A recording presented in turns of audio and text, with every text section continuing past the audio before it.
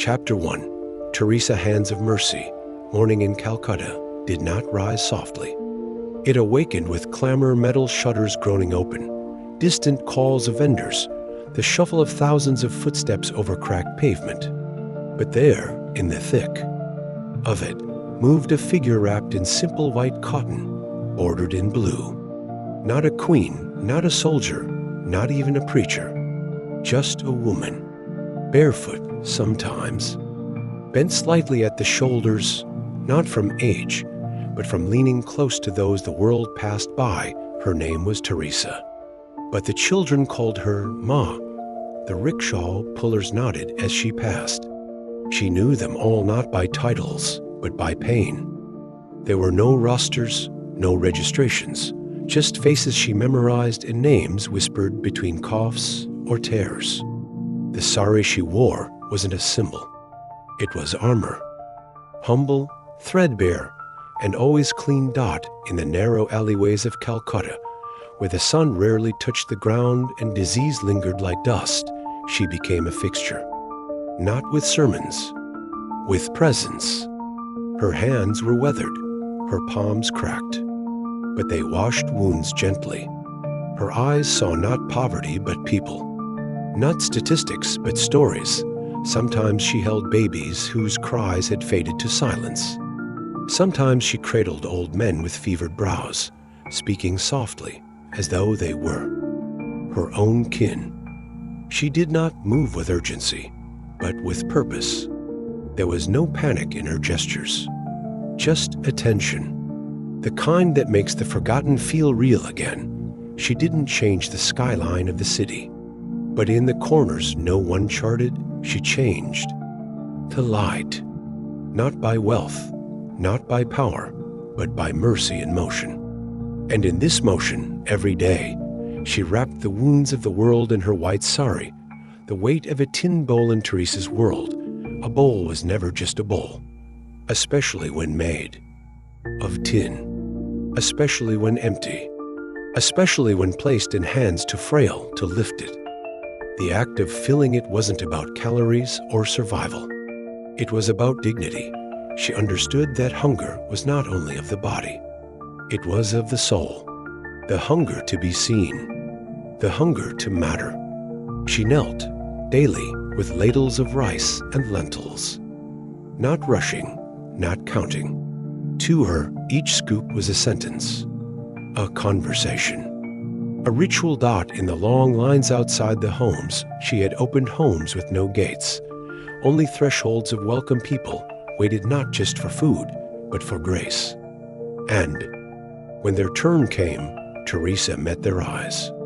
Always, even when the line stretched around corners, even when the sun burned her neck, even when her fingers ached from hours of service, there were those who came barefoot, their feet swollen. Those who came with children too weak to cry. She did not ask their past. She offered the present. A bowl, a smile, a cloth to wipe the brow. Not as charity, but as recognition, because to be fed was to be acknowledged. And in a world where the poor are often invisible, she made them seen. She called them by name. She remembered who liked more salt and who needed softer food. She moved slowly so they wouldn't feel rushed. Because dignity takes time, and so the tin bowl became something sacred. Not because of what it held, but because of how it was given. Not from above, but from beside. Teresa never stood higher than those she served. And in this small way, she taught the world that mercy often weighs less than gold, but matters far more, beyond religion. Beyond borders. Teresa was a woman of the church, but not confined by it. Her rosary hung from her fingers, yes, but her hands were never closed to those outside her faith. In the slums, religion blurred. What mattered was the wound, not the creed, the cry, not the origin. She did not ask if someone was Catholic. She did not pause for doctrine.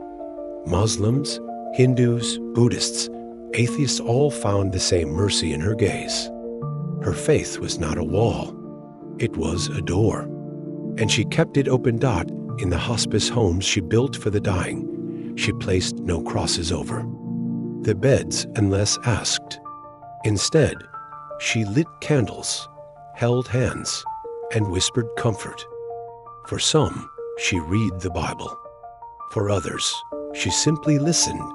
She knew that suffering doesn't recognize boundaries, nor does kindness.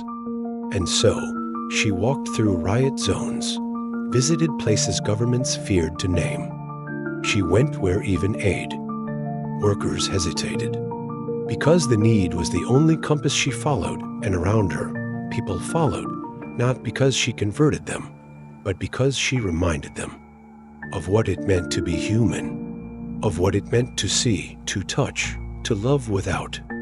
Asking first, where are you from? What do you believe?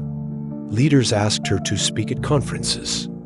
She thanked them, then returned to the alleys. Fame didn't distract her. It humbled her. She called herself a pencil in the hand of God. Not the message, not the author, just the instrument. Her mercy moved not just across streets, but across countries, across minds. Because she served with a love so pure, it needed no translation. A quiet voice, louder than empiristhere, was no microphone in Teresa's early days. No camera following her steps. Only whispers. Stories passed from one grateful hand to another. And yet, her influence grew, not by noise, but by silence. She didn't campaign. She didn't rally. She served. And in her stillness, people heard her. Presidents invited her. Royalty received her. But she bowed before none of them. Only before the pain she met daily when she won the Nobel Peace Prize. She wore the same white sari. She thanked the world, then returned to the streets. Her speech was quiet, almost hard to hear. But its words were clear. If you want to change the world, go home and love your family. In a century of revolutions, she made hers through tenderness. She spoke against war, but never with anger. She stood for life, but never by shouting. Her protests were made in hospital beds, in orphanages, in shelters. Not with banners, but with presence, and perhaps that is what made her voice so loud. Because it came from a life lived in complete service. Not perfect, not flawless, but faithful. Every single day. By the end of her life, her name was known in places she never visited. Her face printed on stamps, her words etched into walls. But she remained unmoved by titles. When journalists asked her if she was a saint, she smiled and said, "I am a little pencil. In the roar of modern history, she was a whisper." But that whisper turned heads, changed laws, softened hearts, and long after her voice fell silent, the echo remained, not as noise, but as a lullaby to the world's weary. Chapter 2. Emmeline, the woman who would not sit down. The streets of London were never quiet. But on the day the women marched, the noise came not from carriages or carts, but from voices, thousands of them. High, clear, defiant. Shoes clapped against stone. Banners fluttered above hats pinned with purple ribbons. And behind every step was a woman who had, for too long, been told to stay home. The wind picked up. So did the fear. Policemen lined the roads, not to protect, but to threaten. Their batons were already gripped tight. Rain began to fall, and with it came the crack of wood against flesh. Umbrellas splintered. Hats flew. But the women did not break. They kept walking. Emmeline Pankhurst was there, at the front. Her eyes locked ahead, her posture upright. She wasn't young, But she was unshakable. Dressed in elegance gloves, brooch, tidy curls pinned up, she looked like she belonged at a tea party. But this was not a gathering. It was a reckoning. She had been told she was too loud, too stubborn, too unruly for a lady. And so she led a movement that made ladylike into something fierce. These women didn't just hold signs. They chained themselves to fences. They broke windows. They burned letters in mailboxes not for destruction, but for declaration. They were not violent, but they were visible. And for a society built on ignoring women, visibility was revolution. Emmeline walked into the storm with a silence louder than shouting. She did not flinch when arrested. She stood straight when spat upon. And when her daughters joined her in the fight, she did not ask them to be careful. She asked them to be brave, the iron underneath the Lysemeline Pankhurst dressed with care. Pearls around her neck, dresses tailored, sleeves modest. She did not see contradiction in being feminine and fierce. She knew power could be wrapped in silk. Every public appearance was a message. A balance. A woman composed. A warrior disguised. When she took the podium, it wasn't just to speak, it was to strike. Her voice was never shrill, but it never wavered. Every word had weight. Not from anger, but from certainty. She organized marches like military campaigns. She chose colors white, green, and violet to symbolize purity, hope, and dignity. Even the pins they wore were weapons, not of harm, but of symbolism. Because Emmeline understood that change wasn't just in what you said, it was in how you were seen. She didn't tear down the idea of womanhood. She expanded it, refused to be boxed in by expectations. If they called her unfeminine for fighting, she fought harder. If they said she was too radical, she stood taller, because she knew the system would only listen when it was forced to. So she used everything she had: charm, wit, endurance. She debated parliament members with sharper grace than a lawyer. She published writings that mothers read aloud to daughters by lamplight. And always she reminded her followers, to be ladylike was not to be silent. It was to be steady, she held. Fast to her beliefs, even when allies disagreed. She made hard choices, risked popularity, embraced criticism, because to Emmeline, true femininity included courage, included discipline, included iron underneath the lace, hunger, chains, and hypocrisy. Was meant to silence her, to make her invisible. But in the cold stone walls of Holloway, Emmeline Pankhurst became a legend. The government thought jail would break her. It didn't. It sharpened her. She did not beg. She did not sleep through the days. Instead, she went on hunger strike. Not out of desperation, but out of defiance. Each skipped meal was a message. Her body, now frail, was a battlefield. Her ribs showed through her blouse, but her spirit grew heavier. Heavier with purpose. She refused food until they had to act. And when they force-fed her, it was brutal. Metal tubes, restraints, the cold taste of cruelty. They called it protection. She called it torture. But still, she did not stop outside. The movement grew louder. Posters bore her name. Songs were written in her honor. Young women saw her not as a martyr, but as a map, A way forward. A way to be more than what the world allowed, even when her health faltered. Her letters from prison burned with fire. She urged her followers to keep going, to endure, to dream. Her cell became a pulpit.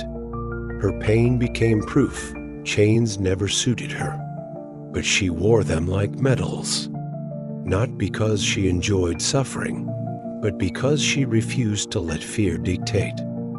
Her fate, and through the hunger, through the bruises and bars, she held on to one quiet belief that a woman's voice, once raised, could never be buried. Votes, voices. Victory did not arrive on golden carriages. It was not a parade. It was a line on a page, a law signed. A shift, quiet but seismic dot in 1918. After decades of protest, sacrifice, and struggle, some women in Britain gained the right to vote. Not all, not yet, but enough to change the air. Emmeline was older now, her steps slower, her voice quieter, but her eyes still burned. She had lost friends along the way, seen prisons, been hated, but she had also seen transformation.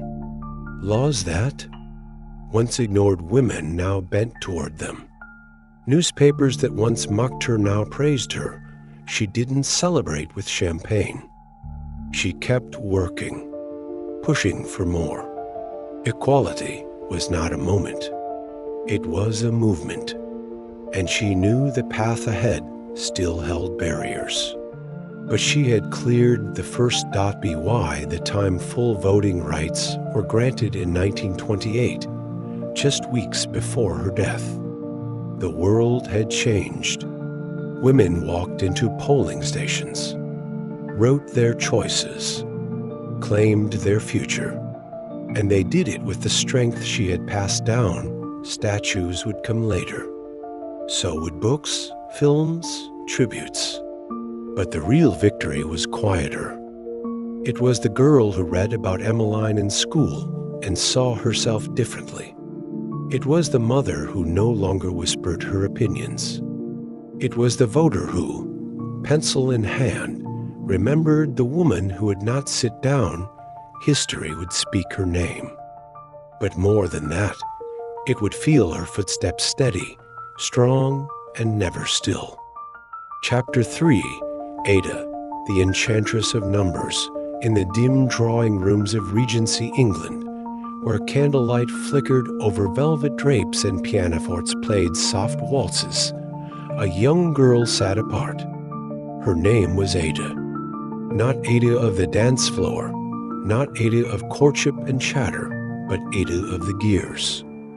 While other girls were taught embroidery and etiquette, Ada was studying sine waves and pulleys. She was born into privilege, the daughter of the poet Lord Byron and the mathematically minded Lady Byron. But her world was divided. Her father spoke in verses. Her mother answered in equations.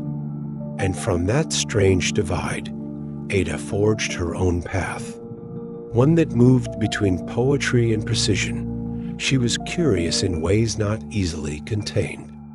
While tutors recited lessons, Ada asked questions. Not about what was, but about what could be. She built models of flying machines with paper wings and metal springs. She charted the stars with more joy than she found in any sonnet. When she looked at steam rising from engines, she didn't just see power. She saw potential. Society tried to steer her back, tried to remind her where a lady belonged. But Ada's mind refused to shrink. She found beauty in the mechanics, grace in mathematics, and in her journals. She scribbled not dreams of gowns or marriage, but sketches of machines that could think her. Childhood was marked by isolation, shaped by a mother determined to keep her from her father's romantic excesses. So instead of fairy tales, Ada was raised on logic, drilled in geometry, immersed in algebra. But Ada saw connections others didn't between clouds and equations, between birds and numbers. She was a girl among gears, a spark of curiosity in a world still lit by oil lamps. And from the margins of history, she began to write herself. In Ghost in the Machinecrals, Babbage had an idea. A machine. The analytical engine. He called it a mechanical mind, capable of calculations no man could do by hand. But it was Ada who gave it vision when they met. She was still young, but already sharp. Babbage, older and brilliant, saw in her not just a pupil, but a partner. She translated an article on his machine from Italian to English, but she did more than that. She added notes, so many notes, so deep and wide, they tripled the length of the original paper dot. In those notes lived the future. Ada saw what others couldn't. While Babbage focused on numbers, Ada imagined symbols. While he saw a calculator, she saw a composer. She wrote that the machine could weave algebra like a loom weaves flowers. It could go beyond arithmetic. It could be programmed. It could hold memory. It could create. She imagined the engine solving equations, composing music, even crafting art. She believed the machine could become a vessel for human expression. It wasn't about the brass gears. It was about thought. Her vision wasn't bound by the gears and levers of the machine, but by what they represented. She believed that with the right instructions, the machine could do more than solve equations.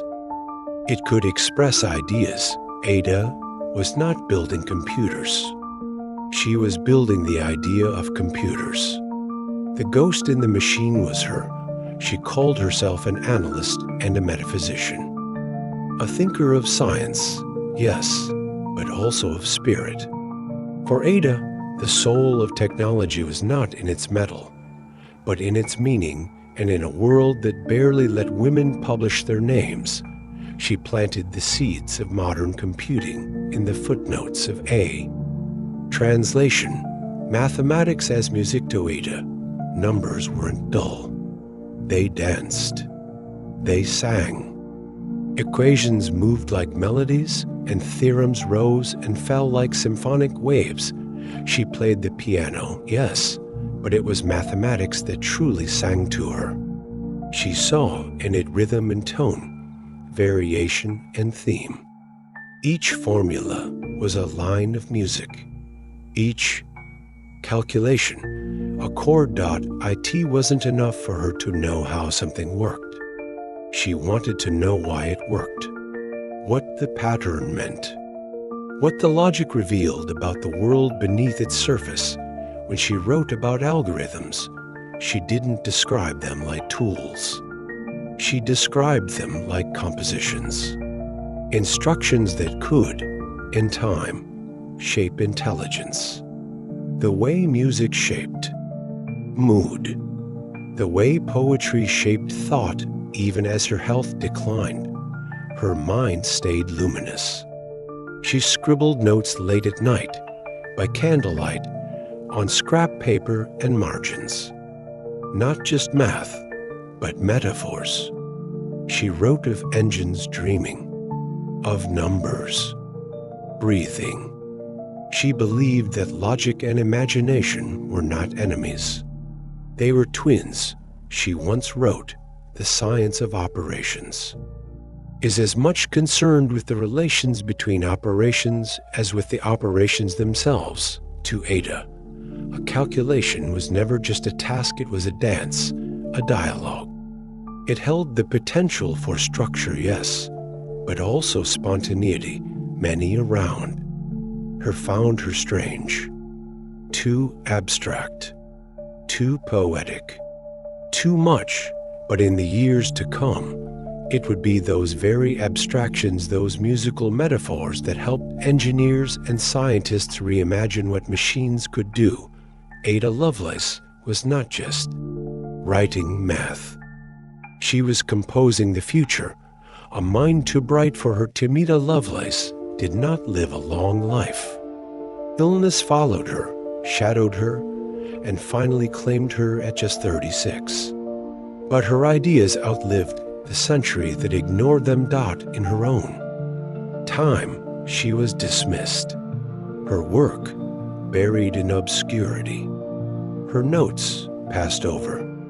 The brilliance of her vision, the notion of a machine that could be programmed, that could create, that could think, was too far beyond what her age could grasp, and she was a woman in a man's world, educated in private, published under initials, remembered more for her father's poetry than for her own genius. But time has a strange way of bending back. In the 20th century, as the first computers began to hum and blink, her name returned. Engineers rediscovered her notes. Mathematicians reread her vision. And what once was seen as metaphor became blueprint. She was given a title, the first computer programmer, but titles never mattered to Ada. What mattered was thought, pattern, possibility. Today, her name graces programming languages, research centers, and memorial lectures. But more than that, it echoes in every line of code, in every algorithm, in every machine that learns. Ada Lovelace wrote about the future before the world could believe it. She was a mind too bright for her time, but not for ours. And so, when we speak of invention, of vision, of what it means to dream with discipline, we speak of her. She wasn't just the enchantress of numbers. She was their muse, their mother, their voice. Chapter 4, Rosalind, the Shape of Life. In a world built on light, Rosalind Franklin chased shadows. Not the shadows that follow footsteps, but the kind that whisper from within atoms. She worked in silence, surrounded by machines that clicked, buzzed, and hummed with unseen energy. And in the stillness of her London lab, one image emerged. Grainy, gray, almost forgettable. Photograph 51.to most. It looked like a blur. To Rosalind, it was a keyhole. The dark cross in the center, the concentric rings that faded at the edges, they spoke to her. They whispered of something deeper than molecules, older than time. It was 1952, and few believed the secrets of life could be seen. But she had seen them. Or rather, she had made them visible. Using X-ray diffraction, Rosalind had captured the hidden architecture of life itself. A structure curled like a staircase. A double helix. It wasn't a discovery made in an instant. It was earned. Long hours in the lab, adjusting samples, tuning equipment, analyzing the angles of light. She did not rush. She did not guess. She calculated, observed, and waited for the picture to speak, and when it did, it spoke to more than just her. Her colleague, without permission, showed the image to James Watson. Alongside Francis Crick, he used it to model the double helix, a model that would go on to define biology. The world called it their discovery. But in that image was Rosalind's vision. Photograph 51 wasn't just a picture. It was a mirror reflecting the shape of life and the shadow of the woman who saw it first. Beneath its soft lines lived the turning code of our bodies, a code Rosalind helped unveil pixel by pixel, quietly changing the world. The woman in the lab shadow, she didn't wear fame like a crown. She wore a lab coat, crisp, white, and marked by chalk and time. Rosalind Franklin wasn't there to be celebrated. She was there to work. Methodically, precisely, tirelessly, she arrived early, stayed late, asked questions others missed. Not because she sought approval, but because her mind refused to accept easy answers. Her notebooks were precise, her measurements meticulous. Where others speculated, she proved. Every hypothesis was a riddle, and she had the patience to solve. Each one, but the halls of science were not built to echo with a woman's footsteps. Even as she uncovered the building blocks of life, her presence went overlooked. Her data was shared without her knowing, her insights credited to others. She was a ghost in the discoveries she had made possible. In her lab at King's College. She worked in quiet corners, often alone. Her colleagues dismissed her as difficult, but difficulty to them meant certainty, meant she would not shrink to fit their comfort. She believed in science, not ego, in results, not recognition. And so she pressed on, knowing that the microscope could not see reputation, only reality. She had no patience for half-truths, no tolerance for shortcuts. Her work was her language, her data the punctuation. She published when her numbers spoke, loud enough and not before. Rosalind had no time for politics. She dealt in patterns. She saw symmetry in strands, meaning in molecules. Her life was not lived in spotlights, but in reflection. The soft glow of cathode rays, the silent pulse of atoms aligning, and yet the work she did in those shadows illuminated the greatest breakthrough of her era. Without her precision, Watson and Crick would have stood in the dark, their names etched into history, while hers was nearly lost in the folds. But history, as it often does, has started to remember. One peer-reviewed article at a time, X-rays and resistive rediscovery carries a cost. For Rosalind, the price was her health. Day after day, she stood before machines that emitted invisible danger. X-rays, the very force that revealed lives. Structure was, quietly, unraveling hers. The lab was filled with radiation, shielded only by thin walls and thinner protocols. She knew the risks. She chose the work anyway. A calculated risk, but one she did not flinch from. Her hands grew tired. Her body weakened. But her mind stayed sharp. She tracked the diffraction. Patterns of viruses next. Tobacco mosaic. Polio deadly strands made visible by her steady gaze. Even as illness crept into her bones, she kept mapping the spiral signatures of disease. She began collaborating more freely at Birkbeck College, where her second lab welcomed her rigor and respected her boundaries. Her new team thrived. There was laughter again, even amid the hum of machines.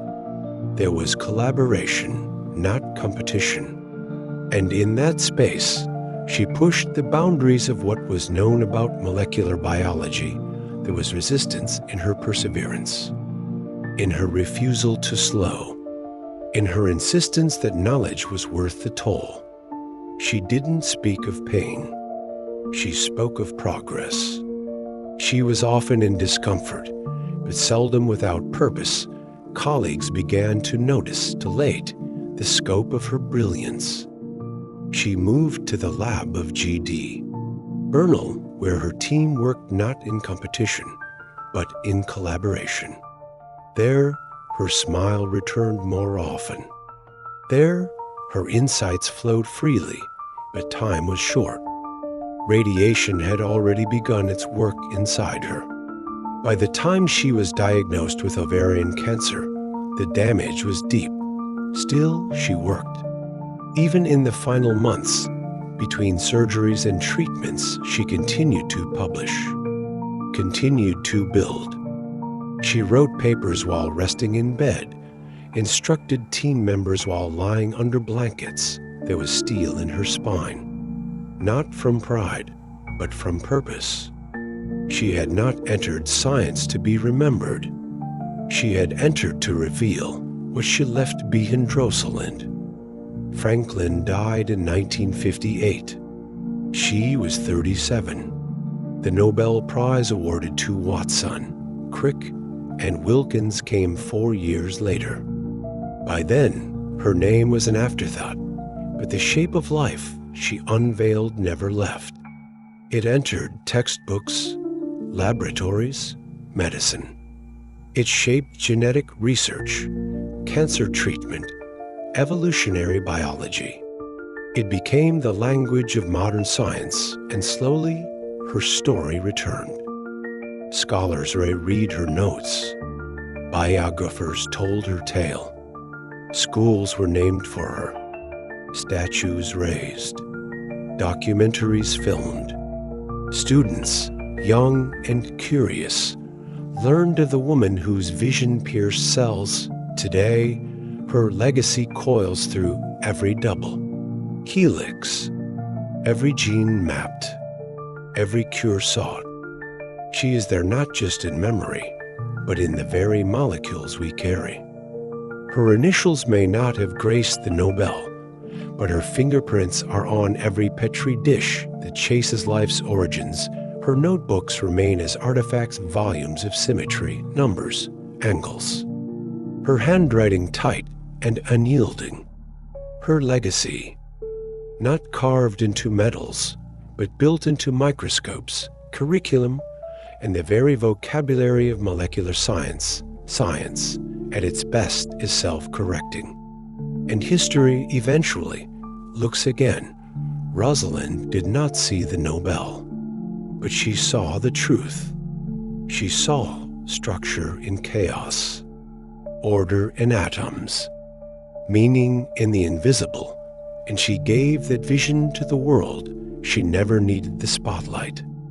Her work was the light. Her science, the silence that speaks long after a voice is gone. Chapter 5, Elizabeth to the crown that carried grief. In the quiet corners of a London nursery, a young girl once played with dolls and storybooks, unaware that history had begun to draft her name. Elizabeth Alexandra Mary was not born to be queen. Her father, Prince Albert, known to the world later as King George VI, was the second son, a man who walked in the shadow of duty, not destiny. But in 1936, everything changed. Her uncle, King Edward VIII, abdicated the throne in the name of love, choosing personal desire over royal obligation. In that moment, the crown-heavy, ancient, and unyielding began its slow turn toward the child. Elizabeth was just 10 years old when her future reshaped. She watched her father's transformation, saw his quiet struggle as he assumed a role not meant for him, and learned from his silence more than any tutor could teach. There was no coronation for her childhood, no parade for her innocence. It faded, gently under the weight of preparation. She studied not just books, but tradition. She listened to war rooms, learned to ride horses with military precision, and walked through palaces not as a guest, but as a keeper. While other girls dreamed of freedom, she was trained in duty. And then, in 1952, her father died. She was 25, alone, newly crowned, and grieving. On a flight to Kenya, she was a princess. On her return to London, she was a queen. The transition was not marked by celebration, but by silence, by the closing of a chapter no one asked her to write. she did not seek the throne. But once it was hers, she never let it fall. Silence, not scandal in an age when leaders shouted, she stayed still. When cameras sought sound bites, she offered expressions. Elizabeth, too, ruled not through noise, but through presence. Her silence, steady and composed, became her signature. She lived through decades where monarchy often seemed like an echo of a fading world. And yet, she never allowed that echo to die. She kept it breathing not by resisting change, but by absorbing it. She watched as countries left the empire and found their own flags. She listened as critics questioned relevance, value, and legacy. But she did not engage in public defense. Her rebuttal was dignity. Her argument was endurance. Through every scandal, her sister's heartbreak, her children's divorces, the death of Diana, she kept her grief inside, her thoughts guarded. The world wanted statements. She gave steadiness. Her restraint was not emptiness. It was effort. A practiced calm in storms. A shield crafted from centuries of tradition. In her silences were buried speeches the world would never hear. She never tweeted, never went live, never offered raw reactions. And yet, her Christmas broadcast, soft-spoken, warm, unwavering, reached more homes than many political campaigns. It was a monarchy of mirrors, reflecting back the emotions of a nation without ever showing too much of her own. That was her genius, her mystery, her discipline. She did not need to explain herself. Her life measured in routines, ceremonies, handshakes, and carefully chosen words became its own statement. One the world slowly and quietly came to respect through war, divorce, and dynasty. Elizabeth reigned in a world that did not stand still. When she became queen, Britain was still rationing bread. By the time she passed, people ordered groceries with phones. And yet, through that span of astonishing change, she remained. She was wartime royalty, having worn a uniform during the Second World War, repairing engines and serving alongside ordinary citizens. That early taste of shared struggle never left her.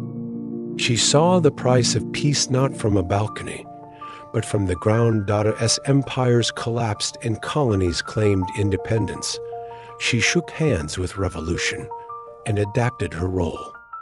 No longer an empress, she became a diplomat. No longer a ruler of lands, she became a steward of relationships. At home, the crown endured internal storms. Charles and Diana's fairy tale ended in a bitter split, followed by tragedy. Andrew faced scandal. Even the strength of Windsor walls could not stop public judgment. And yet, she stood. She never commented. She continued. She walked behind coffins. She sat beside scandal. She opened parliaments with poise, even when her own family stood fractured. The monarchy's relevance was questioned often, but she never questioned herself. She did not play monarch, she was one. Every ritual she performed, every gown she wore, every speech she read with care, they were the threads that held the royal fabric together. 70 years is not a reign. It's an era. Through economic collapses, health crises, cultural shifts, and 3 generations of heirs, she did not falter. Where buildings crumbled, she endured. Where governments rose and fell, she remained. Where the world rushed forward, she stayed rooted. The center that did not spin, a nation in mourning, A woman remembered when the news broke quietly, reverently, the nation did not erupt. It paused for a breath, a sigh, a moment too large for words. Queen Elizabeth II had died, not just a monarch, not just a symbol, but a presence that had lingered in living rooms, on stamps, in songs and ceremonies. Her absence was not loud. It was vast. People lined streets not to shout, but to weep, to leave flowers, to kneel.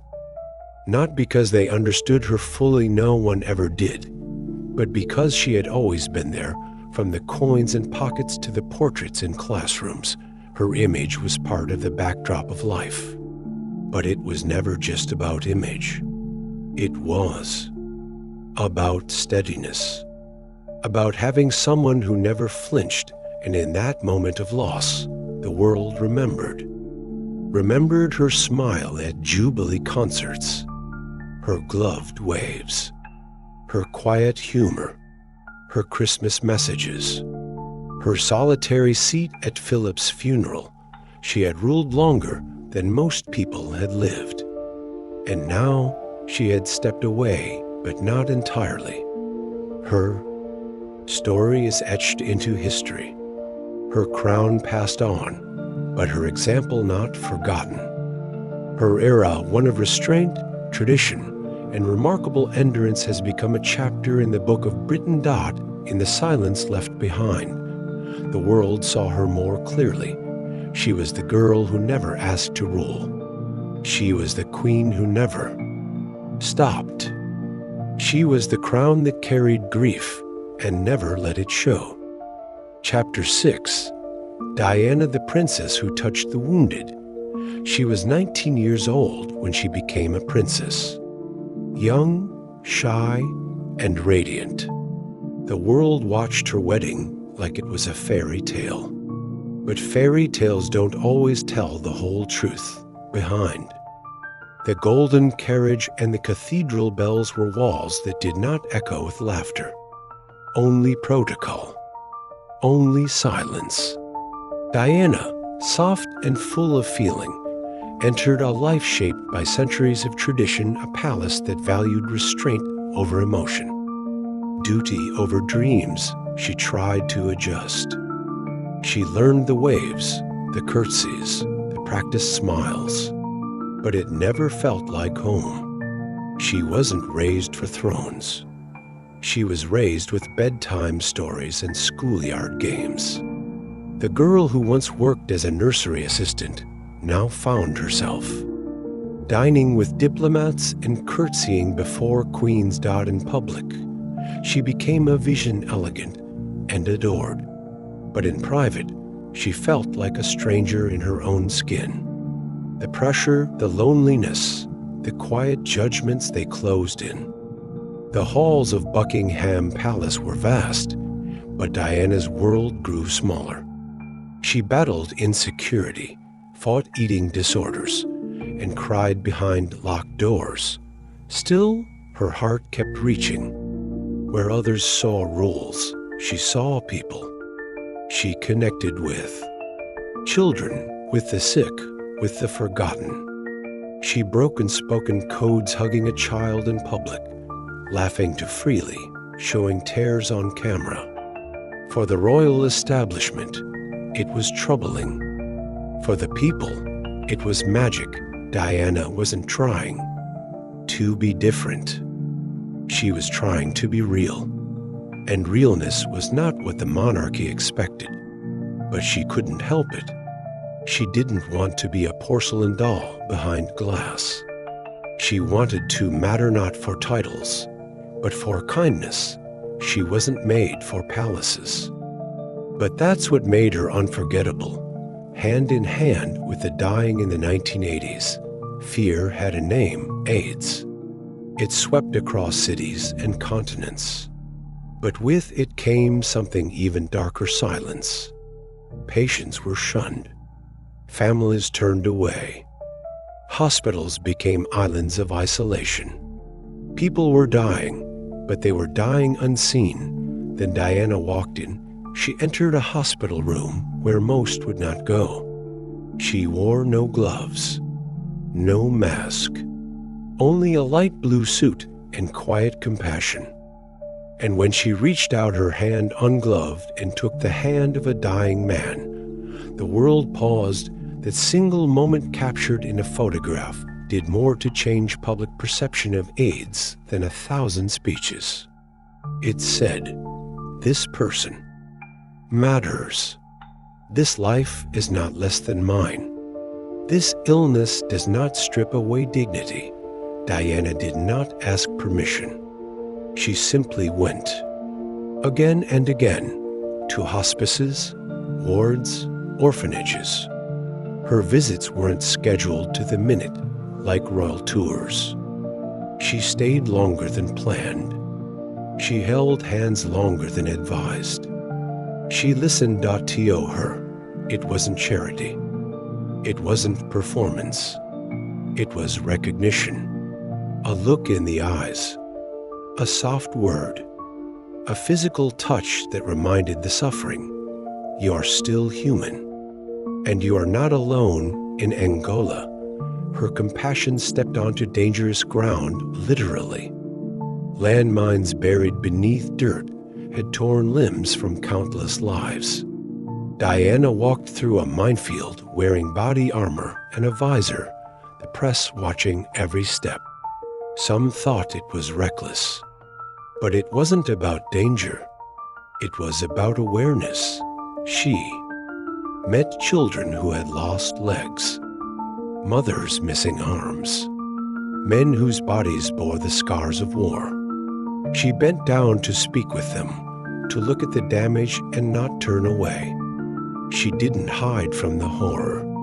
She embraced it. Diana made the unseen visible.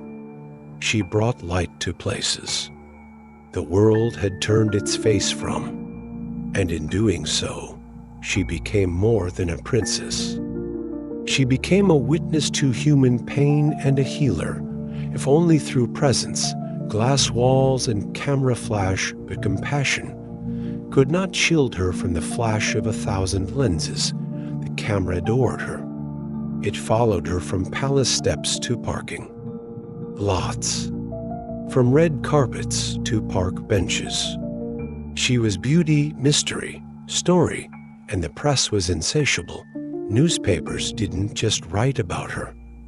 They sold her. Headlines spun from rumors. Paparazzi chased her car through streets. They hid in trees, on motorcycles, behind curtains. Her life became a series of stolen moments, taken and sold to the highest bidder. Inside the palace, she felt coldness. Outside, she found chaos. There was no middle ground. She once said, "I don't want expensive gifts. I don't want to be bought. I just want to be understood." But few tried to understand. Most just watched. Even her marriage became a public trauma. Whispers turned into tabloids. Pain became spectacle. Her sadness, her struggles with mental health, her attempts to hold on all became fodder for gossip. She suffered eating disorders in silence. She felt abandoned in crowds.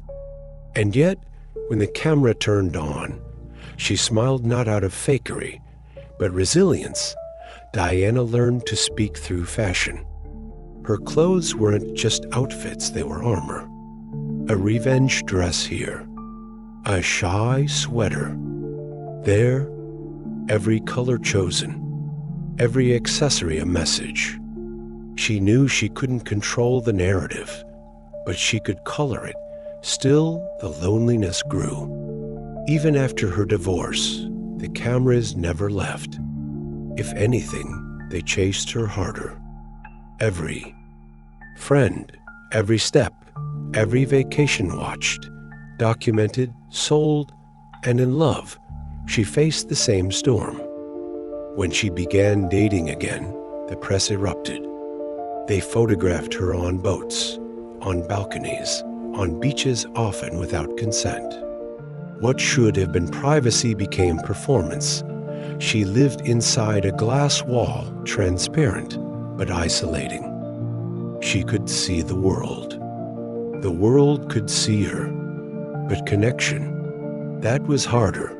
Still, through it all, she kept showing up. For the sick, for the poor, for the wounded. Her compassion did not dim. It simply grew more defiant. The People's Farewell, August 31st, 1997, a warm night in Paris. A fast car, a tunnel, and then silence. The crash was sudden, violent, unforgiving. Diana was taken in the early hours, and with her went something bright and irreplaceable. The news broke like thunder across the world. No one wanted to believe it. Not a woman so young. Not a mother of two. Not the People's Princess. In London, grief rose like a wave. Flowers covered the gates of Kensington Palace. Mountains of roses. Cards. Teddy bears. Portraits. Messages written by trembling hands. You were the light in the dark. You gave us hope. We miss you. Children who had never met her cried. Grown men wept in public. TV anchors broke down on air. It was not just a royal death. It was a personal one. Diana had not ruled anyone, but she had touched everyone. The funeral was watched by over 2 billion people.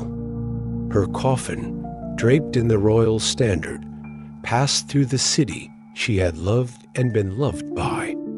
Alongside it walked her sons, William and Harry, heads bowed, hands clenched. They were boys asked to be men too soon. Asked the cortege. Moved, the silence was heavier than any anthem. And then came a voice, Elton John's, singing Goodbye England's Rose. A song rewritten for Diana. A melody soaked in mourning. She was laid to rest on an island at Althorp, her family's estate. A quiet place, surrounded by trees and swans. Away from cameras. Away from noise, but her story didn't end in the ground. Diana had rewritten what it meant to be royal. Not through titles, but through touch. Not through speeches, but through action. Not by ruling, but by reaching. She showed that compassion could be powerful, that softness could be strength, and in death, she became what she had always been in. Life beloved, even now, decades later, her image remains. Not as a flawless saint, but as a flawed, feeling woman who loved deeply and gave freely, who stumbled but stood again, who wept but still smiled, and who, through all the flash and the noise, never stopped trying to make others feel seen. Chapter 7. Jane, the quiet revolution of Austen. She lived in small rooms. Not grand, not stately, just modest spaces warmed by teapots and time. A creaky floorboard here, a narrow window there. Outside, the wind whispered across Hampshire fields. Inside, she wrote by day. She was a daughter, a sister, a quiet observer of tea rituals and parlor chatter. But when the household settled and the candles flickered low, Jane Austen became something more. With ink-stained fingers and a sharp mind, she reached into the lives around her and pulled out stories not of queens or crusaders, but of women in rooms like hers. There was no grand study, no official desk, often just a small table borrowed from a dining room, a portable writing case she could close quickly if someone entered. She wasn't known as a novelist. Her work was unsigned. Her name, absent from title pages. She was a lady, not Jane. Her identity hidden. Her brilliance tucked behind modesty. But in those quiet hours, beneath dim candlelight, she shaped a revolution. Word by word, she stitched wit into narrative. She peeled back the polite layers of drawing rooms to reveal a world rich in irony. Intelligence and emotional depth, her characters were not heroes in battle. They were women who listened, observed, resisted in silence with strength. She gave them minds, gave them choices, gave them flaws, and in doing so, gave her readers a mirror, sometimes gentle, sometimes not to hold against society itself. Her world was real. Its stakes were not imagined. A single proposal could mean comfort or ruin. An inheritance could shape a life. Reputation was currency.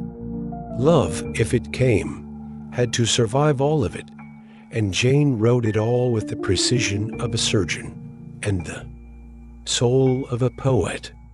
From behind closed doors, in dresses stitched by hand, she launched words that would one day circle the world: love, irony, and inheritance. Jane Austen never needed a sword to challenge power. She used laughter and irony. Her novels spoke softly, but with bite. Through Lizzie Bennet's raised eyebrows and Eleanor Dashwood's quiet restraint, Jane painted a world where women navigated courtship, class, and convention, all while thinking. Circles around the men they were supposed to depend on. She didn't shout at society. She nudged it, smiled at it, let it expose itself. Her heroines were rarely rebels in the dramatic sense, but they refused to settle. They questioned. They doubted. They observed, and in that, Jane was radical. She understood that a love story could also be a lens that who you loved, how you loved, and under what constraints could say everything about a world's values.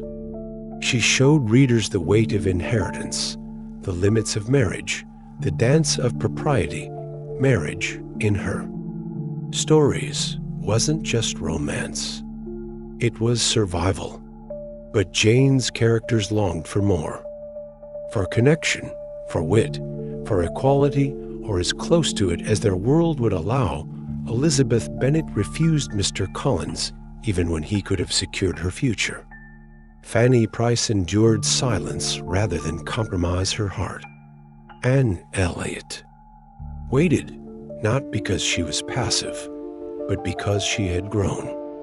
These weren't fairy tales. They were truths beautifully told, and yet she wrapped these truths in charm, in humor, in sentences so elegant they slid past defenses and settled. In the mind like music, what Jane did was quiet, but it cut deep. She made room on the shelf for women whose lives were not epic in the traditional sense, but were rich with meaning. She argued with gentleness, with irony, that intelligence mattered, that character counted, that love could be both felt and reasoned. In a world that often silenced women's thoughts, Jane Austen wrote them down and dared to make them the center of everything. And a husband. No apology. Jane Austen never married. Not because she wasn't asked, not because she couldn't, but because simply she didn't want to tea a time when a woman's security depended on a husband's name. Jane chose differently. She saw the trade. She knew the risks. And she walked away once she accepted. A proposal from Harris Big, with her a practical match, secure and safe. But by morning, she had changed her mind. She gave back the promise and returned to the uncertainty of spinsterhood. It was a decision few understood, but Jane lived it, Without apology, she wasn't wealthy. She didn't own property. She moved. Between family homes Chawton, Bath, Southampton, never quite settled, always reliant on brothers or patrons. Yet she carved space for her mind to grow. Her books began to sell slowly. Not enough to lift her into fortune, but enough to reach others. Her independence was quiet. She didn't proclaim it in essays or salons. She didn't argue in public. But she lived it fully. In a world that told women to shrink, to defer, to belong to someone else, Jane Austen belonged to herself. She chose the uncertainty of authorship over the predictability of comfort. She chose creation over compromise. There was a cost. Her health was fragile. Her fame limited. By the time she died at 41, only a few truly knew her name. But what she left behind was something stronger than legacy. It was a blueprint for women who wanted to think, to write, to live on their own terms. Her novels didn't just entertain. They whispered possibility, that a woman could have a mind and use it, that she could choose and still matter. No husband, no apology, just pages full of life, full of thought, full of quiet defiance. When the world caught up, Jane Austen died in 1817. Her books were still being printed anonymously. Her name, small and largely unspoken. The world had not caught up to her yet, but time has a way of circling back to those who were ahead of it. Decades later, readers return to her novels not just for courtships, but for character. Not just for gowns and gardens, but for how she captured emotion. Slowly, critics began to notice. Academics took her seriously. Writers called her a master. And audiences, generation after generation, kept falling in love with her words. Today, her name is etched into school syllabi and carved into statues. Her portrait sits on currency. Her stories have become films, series, adaptations across every continent. But more importantly, her characters still speak to readers in dorm rooms and retirement homes, in cities and villages, because Jane Austen wasn't just writing about her time. She was writing about human nature, sharp, vulnerable, funny, flawed. She understood what it meant to yearn, to wait, to observe, to carry love quietly, to make peace with life's small victories. That's why, 2 centuries later, her novels still breathe. They are still read aloud by firesides, still underlined by students, still quoted in vows and debates and daydreams. What she began in candlelight has stretched across centuries. What she wrote in shadows now shines in libraries and hearts. She never sought fame, never demanded recognition, but the world finally gave it, and in doing so, confirmed what Jane always knew, that the lives of women, even quiet ones, even fictional ones, were worth writing about, worth reading, worth remembering. Chapter 8. Jean, the mother of marine science. The sea had always been something to take from. Nets filled with fish, barrels filled with salt. It gave and humans gathered.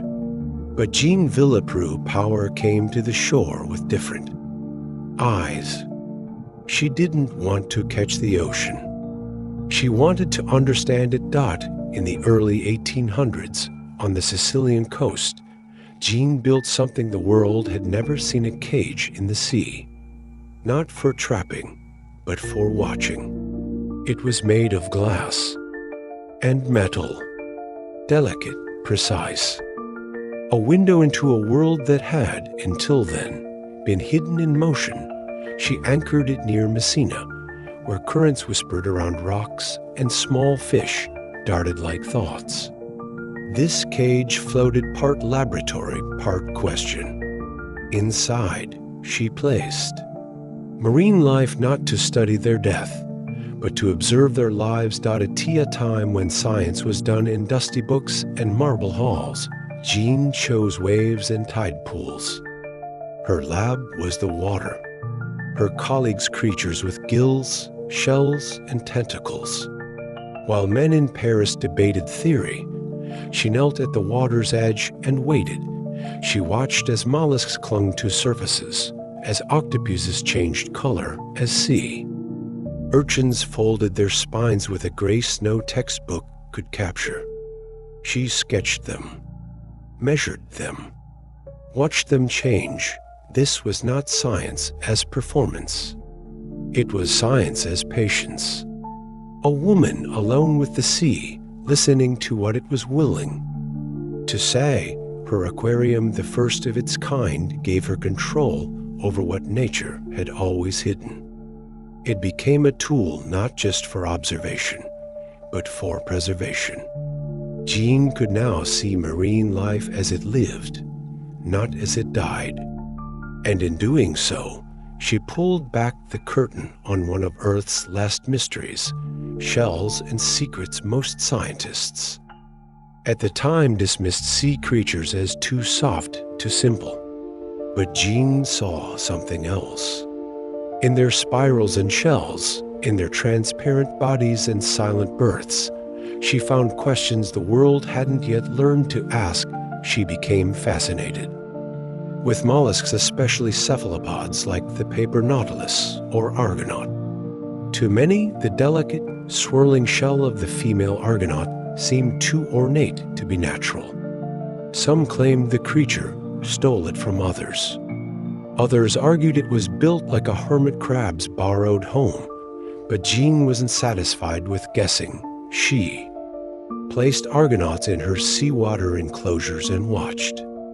Days passed, then weeks, and finally she saw it.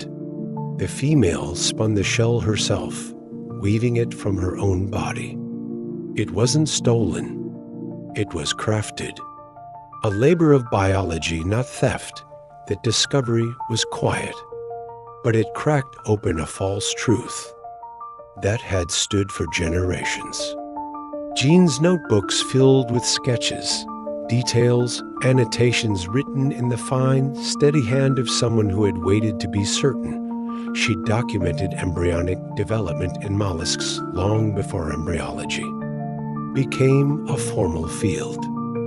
She traced how tiny lives unfolded inside translucent bodies, how reproduction shaped form and survival in creatures most saw as simple. Her tools were humble, glass jars, hand nets, journals. But her mind moved far beyond the equipment.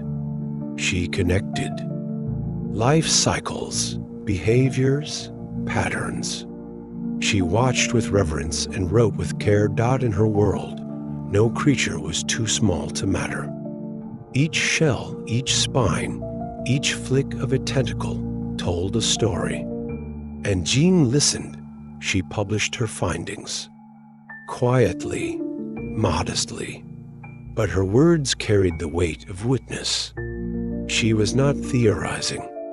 She was recording what she had seen with eyes others hadn't yet bothered to open, ignored. Then immortalized. Jean's discoveries should have echoed through Europe's scientific halls. But they didn't. At least, not under her name.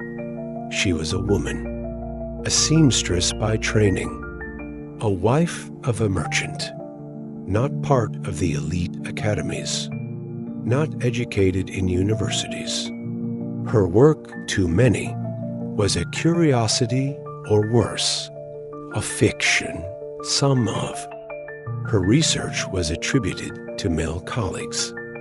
Others simply ignored it. Even when she was right, Her voice was often treated as a whisper in rooms where only men were allowed to speak loudly, but Jean didn't stop. She published a book, Observations et Expériences Physiques sur plusieurs animaux marins. It was careful, detailed, undeniable. And though it did not make her famous, it placed her firmly in the history of marine science. Whether the world noticed or not, in time, tragedy struck. Many of her belongings, including specimens, tools, and original documents, were lost when a ship carrying her work sank. Years of study gone to the sea she had loved. Some thought that was the end of her legacy, but her notebooks survived. In drawers, in corners of libraries, in the hands of those few who had read and remembered, and in those pages, her voice endured. It spoke of patterns in nature, of creatures no one else had watched with such devotion. It told of a woman who had built a new kind of science, one born not in halls of power, but in tide pools and patience. Jean's name faded from the headlines, but it remained in the water, in the rhythm of marine biology as it evolved. Her story waited, like a tide in retreat, for someone to notice again. Waves remember her now today. Marine biologists speak her name with reverence. Textbooks now mention her invention, the aquarium, not as a curiosity, but as a turning point. A moment when science stepped off the shore and into the sea. Her discovery about the Argonaut is now taught in biology classes. Her approach to field observation is recognized as visionary. What was once dismissed as amateur has become foundational. She is remembered not just as a naturalist, but as the mother of marine science. Modern scientists trace coral reefs with underwater drones. They tag whales with satellites. They map ocean temperatures from space. But beneath all that progress is Jean watching through her cage in the sea, scribbling notes by hand, asking questions no one else had thought to ask. Institutions have begun to honor her. Awards in marine biology now bear her name. Exhibits feature her drawings. Scholars revisit her work with awe, realizing how far ahead she truly was. More than that, her story has become a lesson about how brilliance can be overlooked and how truth often survives in quiet places. She is a reminder that science does not only belong to those with titles or degrees. It belongs to those who ask, who watch, who care, and the sea, which once revealed its secrets only to her, now echoes her legacy in every lab, every classroom, every dive beneath the surface. Waves remember her now. They carry her name, gently Jean Villepreux power, and whisper it to the next generation of minds who will, like her, listen first and speak only when the tide is ready. Chapter 9. Amelia wings above the world. The wind smelled different up there, crisp, thin, untouchable. And from the moment Amelia Earhart first felt it against her skin, she knew the ground would never feel like home again. She was not a girl of tea sets and needlework. While her classmates bent over embroidery hoops, Amelia climbed trees, shot rats with a .22 rifle, and kept a scrapbook of women who did extraordinary things. Her hands knew the weight of tools before they ever touched a rolling pin. Engines fascinated her. Gears turning, pistons firing, the music of movement was far more beautiful than any lullaby. She wasn't raised to fly, but born to chase the horizon. A tea, a time when women were taught to measure life in linens and lace. Amelia rewrote the map. In 1920, she took her first ride in an airplane, a 10-minute flight that changed everything. As soon as we left the ground, She later said, "I knew I had to fly. From that moment, the sky became her calling." She worked odd jobs to pay for flying lessons, a truck driver, a stenographer, even a photographer, anything to fund her dream. Her instructor, Netta Snook, was one of the few female pilots of the time. Amelia arrived at the airfield in a leather jacket. She slept in for days to make it look worn. In 1922, she set her first record flying to 14,000 feet, higher than any woman before her. It was only the beginning. She didn't want to be famous. She wanted to be free. And for Amelia, freedom came with wings, others baked pies.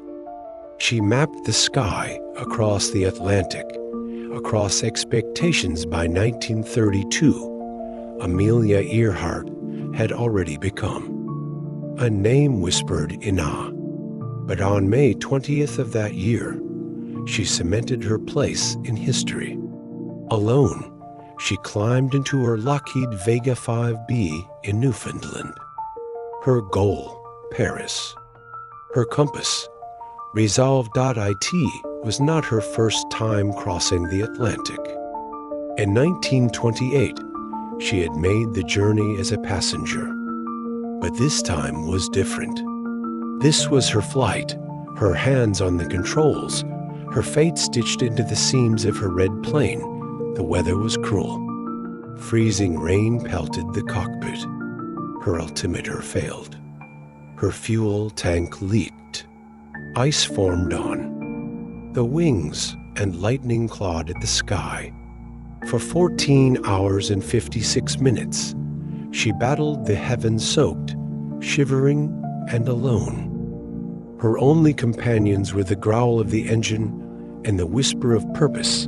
When she finally landed in a pasture in Ireland, she stepped out into a stunned world. The farmer asked if she had flown far. From America, she answered, smiling. Through exhaustion.it wasn't just a flight, it was defiance made visible. A woman crossing an ocean once ruled only by men. Her journey was a message written in cloud and courage. Women belonged wherever ambition could carry them. She wore pants when most wore pearls. She piloted through turbulence in more ways than one. And while others watched the sky, she carved through it. Her flight lifted more than her body. It lifted expectations, the vanishing point the world watched Amelia Earhart soar until, one day, it did end single quotes T. In 1937. She prepared for her boldest journey yet, to circumnavigate the globe. It would be the longest trip ever attempted by air. Over 29,000 miles. She was 39, confident, determined, and prepared. With her navigator Fred Noonan, she lifted off from Oakland, California, and began a journey across continents and time zones. They made it far. South America, Africa, India, Australia. By July, they had reached Lae, New Guinea, with only one stretch left, the vast, empty Pacific. On July 2nd, 1937, they took off toward Howland Island, a speck of land in a sea of blue. The U.S. coast. Guard cutter Itasca waited nearby, ready to guide her in. But something went wrong. Radio signals were weak. Weather conditions worsened. Voices crackled into static. Then, silence. Despite extensive search efforts, the largest peacetime search in history at the time, no trace was found. No wreckage. No remains. Just questions. Where did she go? Did she crash into the sea? Did she survive, stranded on some unknown atoll? Was there more to her final flight than the world was told? Amelia's vanishing wasn't just a mystery. It became a mirror reflecting fear, fascination, and myth.to this day. The ocean keeps her secret.to dare to dream. To disappear Amelia Earhart was more than her records, more than her fame. She was a question written in wind, one that still stirs hearts decades later. Her disappearance did not end her story. In many ways, it began another. One etched not in fact, but in feeling. She became a symbol, a ghost of greatness, a whisper to every girl who looks at the sky and feels the world is too small for her dreams. She once said, "The most effective way to do it is to do it." She lived by that. She did not ask permission. She did not seek safety. She chased the horizon because it called, and she answered. Today, she lives not in graveyards or textbooks, but in hangars, in history books, and in hearts. In every young woman who dares to take up space. In every pilot who steers into the storm. In every dreamer who chooses altitude over fear. We don't know where her plane came to rest, but we know where her spirit rose. Amelia taught us that some disappearances are not losses, but legacies. She did not fall. She ascended into memory, into myth, into the boundless blue, and if you ever look up on a clear day and see a trail cutting through the clouds, you might wonder, is that where she went? She is not forgotten. She is flight itself. Chapter 10. Frida the Broken Body, the Painted Soul. Frida Kahlo's body broke before her spirit ever did. She was 18 years old when the steel rail of a streetcar tore through her. One moment, she was laughing on the bus with Alejandro, a friend and first love.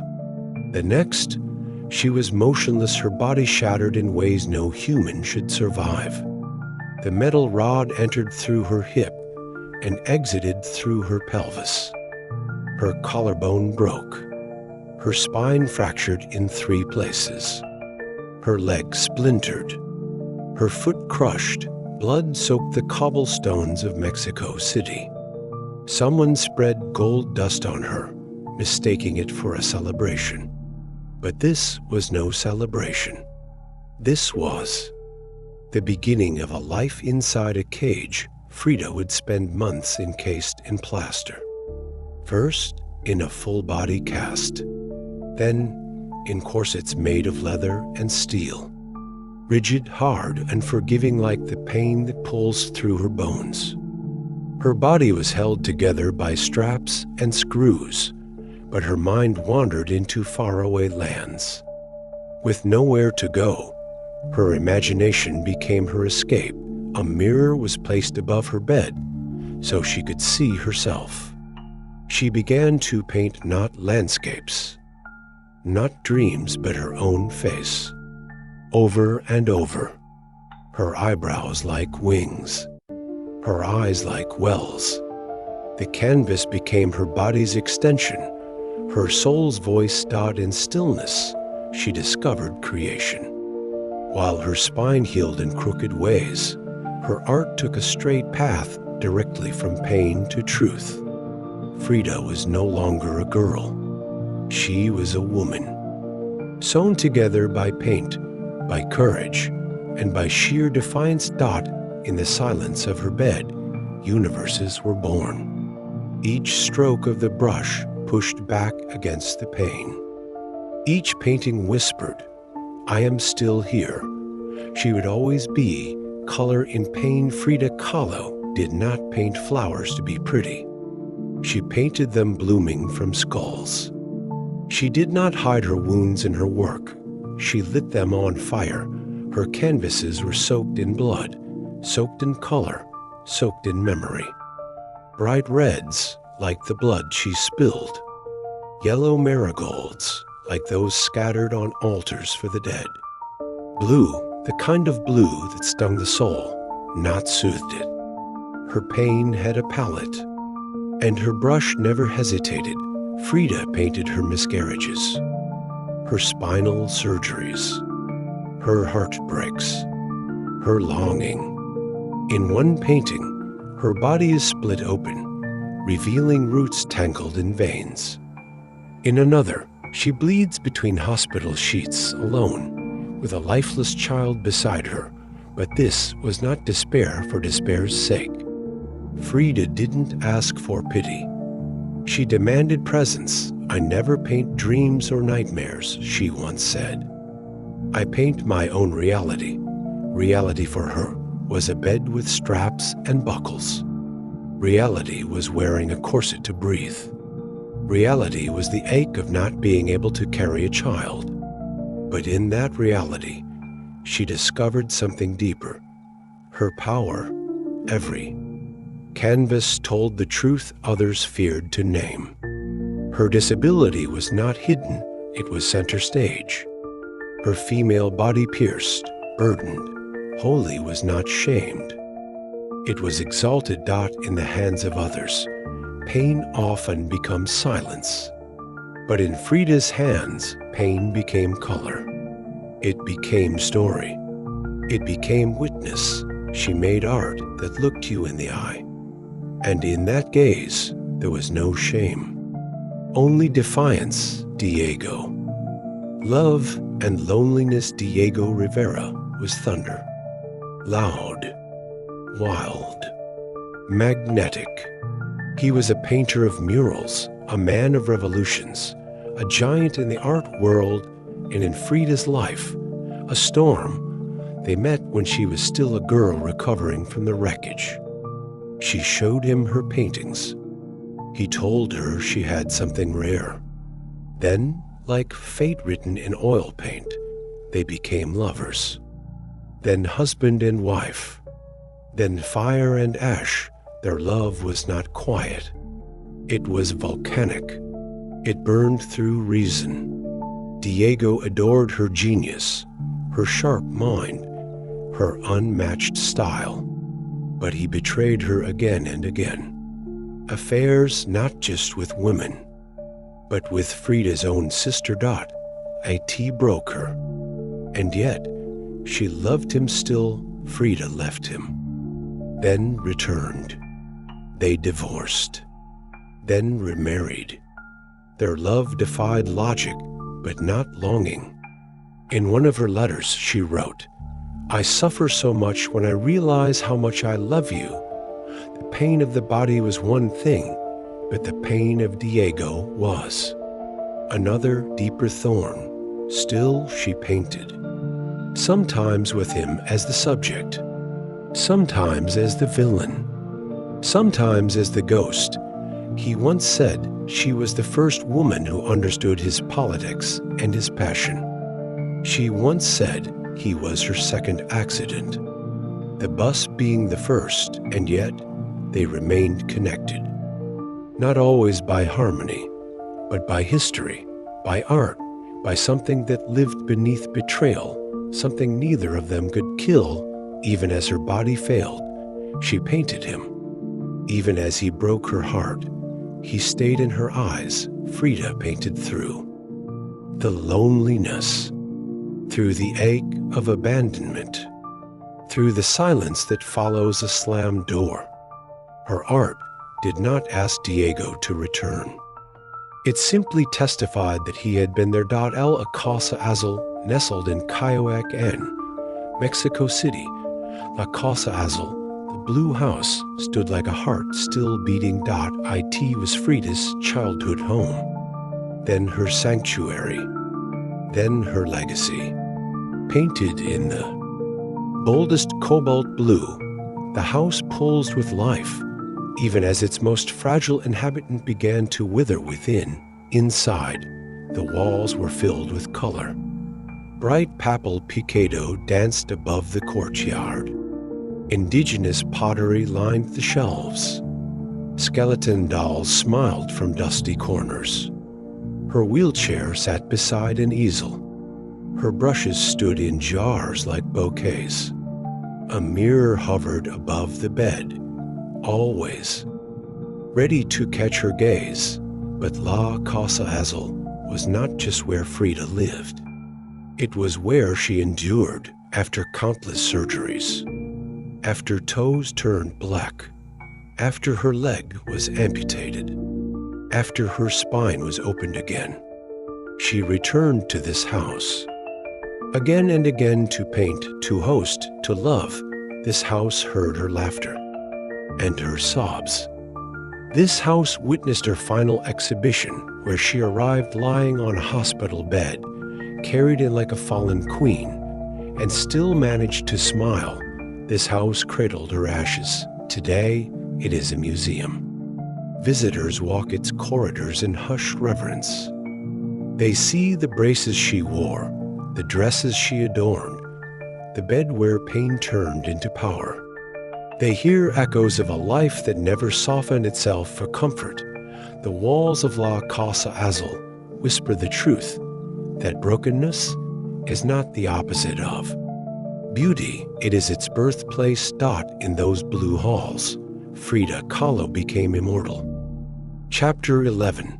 Georgia, the desert's voice and color in a world that moved too fast. Georgia O'Keeffe slowed down. She leaned close to a single bloom, a poppy, a calla lily, a petunia, and instead of seeing something small, she saw the universe. Petals curved like planets. Centers spun like galaxies. In the stillness of a flower, she saw everything the world tried to rush past. She filled her canvas with a single petal, stretched wide and deep and alive. It wasn't decoration. It wasn't background. It was the subject. It was the soul. Her brush moved with quiet conviction, never rushing, never apologizing. With every layer of paint, she pulled the viewer closer until the boundaries between body and blossom vanished. Her flowers were not meant to be dainty. They were not framed in lace or painted to please. They were bold. They were sharp. They were unapologetically feminine. Critics whispered about their meanings. Some said they were metaphors for intimacy. Others said they were too bold for polite company.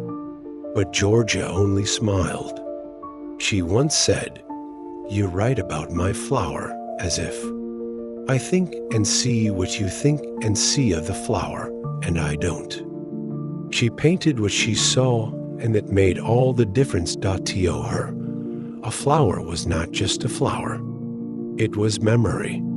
It was breath. It was silence made visible. It was stillness turned sacred. Her canvases were invitations, asking you to stop, to really look, not just with your eyes, but with your attention. In every gallery where her work hung, time slowed down. A simple white bloom could hush a room. Her petals didn't whisper. They expanded. They filled space the way emotion does, quietly at first. Then all at once. In O'Keeffe's hands, the ordinary became eternal. Bones, skies, and silence. The desert gave her space. When Georgia O'Keeffe first arrived in New Mexico, the horizon met her like a long-lost sister. Gone were the buildings that crowded the sky in New York. Gone were the sounds of critics, the pull of galleries, the noise of expectations. In their place, silence, dust, light, space to breathe. She called it her country, and it answered her. In stillness, the bones came first, dry, pale, and forgotten. Sun-bleached cow skulls, rattling in the wind like ancient prayers. Most would have passed them by. Georgia picked them up, dusted them off, and placed them in her studio. They were not dead to her. They were holy. She painted them alone then, against sky, then paired with red hills and stormy clouds. A skull to her was not a symbol of death. It was the leftover truth, the part that remained after everything else had gone. It was pure. It was shape. It was light and shadow without. The clutter of skin or story, and the sky, oh, the sky. In New Mexico, it was not above her. It was around her. It wrapped the land in a soft blue cloth, wide enough to hold anything grief, freedom, memory. She painted it over and over, always new. Sometimes calm, sometimes wild, always infinite. Georgia found the desert stripped of distractions. And in that emptiness, she heard herself more clearly. The mesas, the cliffs, the skulls, they asked nothing from her. They did not judge. They did not chatter. They just were, and that, for Georgia, was enough dot in the space between wind and bone. She made her own religion, one painted in ochre and rust, where silence was sacred, and the earth held her like an old friend, woman without permission, Georgia. O'Keeffe never waited to be told she could. She lived her life like she painted her flowers boldly, slowly, and on her own terms. In a time when women were told to blend in, she dressed in black and white. In an era that boxed women into homes and husbands, she walked into deserts alone with a satchel and a sketch pad. She painted not what others wanted, but what she needed to express. And she did it without asking. When she first came to New York, people whispered. They said her work was too sensual, too personal, too bold for a woman. But Georgia refused to shrink. She leaned into the discomfort, not for the sake of rebellion, but for the sake of truth. She loved fiercely and differently. Her partner, Alfred Stieglitz, was older, already married when they met. He photographed her hundreds of times. Nude, clothed, laughing, staring. Their love was passionate, but not peaceful. He wanted her in New York. She longed for New Mexico. So she went. She left him, not out of spite, but out of necessity. The desert called, and she answered. Her independence was not loud. It was rooted, steady. She did not fight the rules. She simply ignored them. She once said, "I have already settled it for myself, so flattery and criticism go down the same drain, and I am quite free." That was her rebellion, the quiet kind that doesn't need banners or speeches. The kind that simply is. She was not a woman on the sidelines. She was the main figure in her own life, drawn in bold lines and confident strokes, and the world had no choice but to look. Stillness that roared. Her legacy wasn't made in noise. It was made in presence. Georgia O'Keeffe's paintings didn't jump off the walls. They didn't flash or scream, but they stayed long after the viewer walked away. They lodged themselves in memory like light after looking at the sun. Even today, her work hums softly in the halls of great museums. Giant flowers bloom against white walls. Bones float above crimson deserts. Skies stretch wider than thought. And people stand still looking, because that's what her art does. It stops you. In a world addicted to motion, her work asks for pause. Not with force, with grace. She taught us that beauty doesn't need to be crowded. That emotion doesn't need to be loud. That the feminine is not weakness, it is depth. She carved a space in modernism not by shouting, but by showing what could be seen when you really looked. Generations of women artists name her as a door when they walked through to find their own voice. And yet, she never claimed to speak. for anyone. She painted for herself. And by doing so, she spoke to everyone. The red hills of New Mexico still hold her echo. The bones she painted still lie beneath that hot sun. And the air still carries her quiet defiance. Like a breeze through canyon stone, Georgia O'Keeffe was a woman of few words. But her art? It roared, not with noise but with truth, with color, with courage, and even now, as night settles over, the desert she called home, her voice continues soft, steady, and unforgettable. Chapter 12. Margaret the Iron Will of a Lady. Margaret Thatcher was born above a shop. A T was a modest grocery in the town of Grantham, England, shelves lined with tins, sacks of flour stacked neatly against the wall, and the steady rhythm of her father's footsteps pacing the store. Her father, Alfred Roberts, believed in thrift, discipline, and hard work. He taught her to read widely, speak clearly, and think for herself. She listened from this ordinary place. Margaret forged an extraordinary daughter as a girl. She watched the world through a shop window, ration lines, war blackouts, class divides. She felt the weight of expectation and learned early that the world didn't hand things to women. So she reached for them. Quietly, deliberately, with purpose. At Oxford, she studied chemistry. Her notebooks filled with formulas, and her voice grew sharper with each debate. She was one of few women in her field, one of even fewer interested in politics. But the pull was strong. Ideas mattered to her more than feelings, more than trends, more than approval.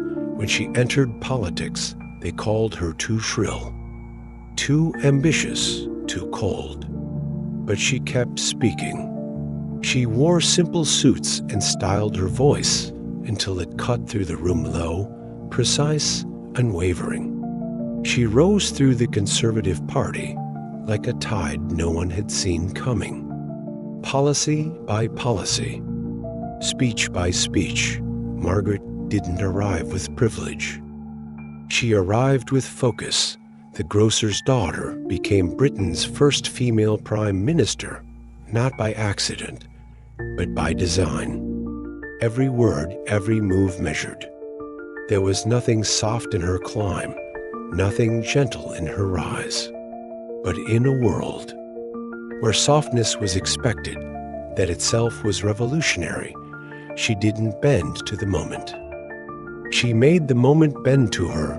The ladies not for turning. By the time Margaret Thatcher stood behind the podium in 1980 and declared, "The ladies not for turning," the world had already begun to divide. Britain was a nation unraveling. Strikes, inflation, coal shortages, and bitter division between the people and their politicians. The country felt tired, unsure, searching for stability in a storm of unrest. And then came Margaret, with policies like flint and speeches like matches. Her economic reforms were sharp and unforgiving. She broke with consensus. She stripped back state ownership. She tackled the unions where others called for compromise. She called for backbone, for grit, for change. The miners went on strike. The streets filled with protest. The headlines screamed. But she held her ground, always forward, never back. Her refusal to pivot became her power and her price. Margaret believed leadership was not about being liked. It was about being right. To many, she was a savior, a leader who stood firm when others wavered. To others, she was the iron fist behind policies that hurt the working class. But to all, she was unforgettable. She earned the name, the Iron. lady from a Soviet newspaper. It was meant as an insult. She wore it like a medal. Her strength was not in show, but in resolve. She did not tremble. She did not fold.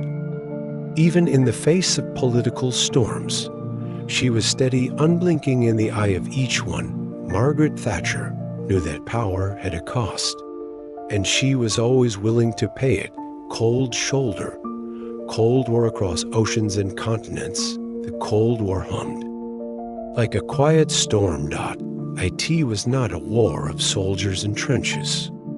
It was one of silences, of stares, of fingers resting near buttons that could end the world.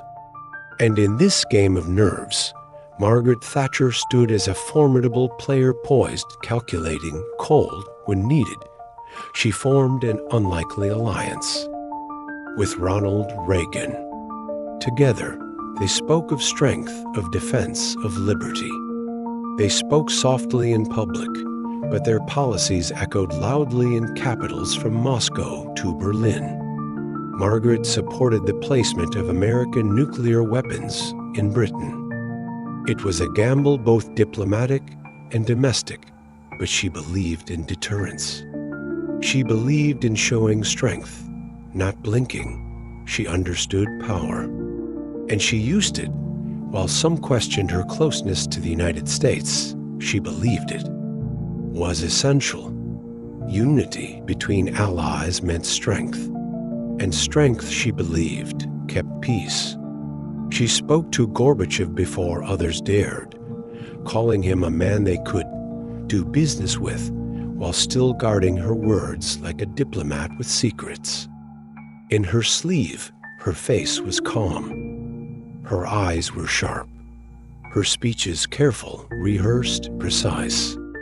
She knew that in the Cold War, language could be as deadly as weapons. She did not speak in warmth, but in warning, and when the Berlin Wall fell, when the Iron Curtain cracked, her name was still there, not always praised, but never erased. Margaret Thatcher had stared down a world shaped by male hands and didn't flinch. Not even once a crown without royalty. She wore pearls like armor. Suits tailored not for fashion, but for battle. Her handbag, always at her side, became legend, a symbol of her presence, her power, her persistence. Margaret Thatcher was not born into royalty, but she ruled like she was. Downing Street was not a palace, but it echoed with her footsteps. Each room shaped by her policies. Each hallway carrying the scent of decisions made without hesitation. She held court with presidents and princes, ministers and monarchs. She spoke to them as equals, often firmer. She did not bow easily. She did not smile on command. Her dignity came from discipline. Her presence from preparation. Even after her fall, the air around her stayed charged. She was no longer in office, but her legacy lingered like a storm that hadn't quite passed. Her economic ideas continued. Her critics grew louder. Her admirers more resolute. She retired, but never disappeared. She became a figure larger than life, a symbol, a silhouette. A woman who had stepped into the halls of history without asking for permission, and when she died in 2013, the world paused. Not in silence, but in conflict. Some mourned, some celebrated, but no one ignored her. No one ever had. Margaret Thatcher remains a figure impossible to forget. Not because she tried to be loved, but because she demanded to be reckoned with. She walked through a world that expected her to ask, and instead, she commanded. She held no crown, but she carried a nation. Chapter 13, Oprah, the voice that listened. Oprah Winfrey was born into a world that barely noticed her dot in 1954. in the deep south of rural Mississippi. She entered life on a red clay road lined with hardship. Her grandmother raised her in a small house with no electricity, no running water, and no space for dreams. But even then, something was growing inside her, something louder than circumstance. She spoke her first words early. She learned to read by age 3. While other children played outside, Oprah sat on the porch, reciting Bible verses, speaking to chickens as if they were an audience. It wasn't just a child's game. It was practice. For one day, the world would listen, but childhood wasn't. Kind, she was passed between households. She lived through abuse, emotional, physical, and sexual. Silence became a survival skill, but inside, the voice never left. It curled into her ribs, whispered to her in the dark, waited. As a teen, she ran from the pain, ran from the silence, ran toward something she couldn't yet name. She found refuge in education. She entered speech competitions. She began to speak aloud the thoughts she'd buried deep. People leaned in. They listened. And for the first time, she felt seen. There was no red carpet waiting, no lucky break, only a young woman clawing her way into the light with words as her only tools. She started at a local radio station, then television, then newsrooms. Her voice was different, warmer, rounder, more human. Not just reporting facts, but feeling them. Her pain had not made her hard. It made her honest, and that honesty would soon reach across millions of living rooms and change them forever.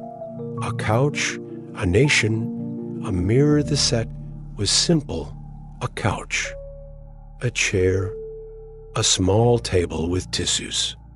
And in the center, Oprah, calm, present, inviting, not towering above her guests, but eye level. She didn't ask questions to trap them. She asked to understand. And when they answered, she leaned in with a stillness that said, "You matter here." Her show began as one of many. Daytime television was noisy, filled with shouting, drama, and gossip. But Oprah did something different. She listened. And in doing so, she gave voice to a generation that hadn't yet known how to speak. On that stage, people cried, admitted things they'd never told anyone, shared secrets, griefs, joys, and awakenings. And the nation watching from kitchens. And bedrooms and hospital rooms wept with them, from survivors of abuse to global celebrities. Everyone on Oprah's couch found the same thing: space to be seen. She asked about heartbreak, about healing, about shame. And she listened as if each answer were sacred. The show grew. The audience followed. And week after week, it became more than a talk show. It became a mirror. Women looked at their screens and saw themselves not in makeup tutorials or diet ads, but in stories. Raw, complex human stories. Oprah wasn't perfect, and she never pretended to be. She shared her own struggles with weight, worth, and womanhood.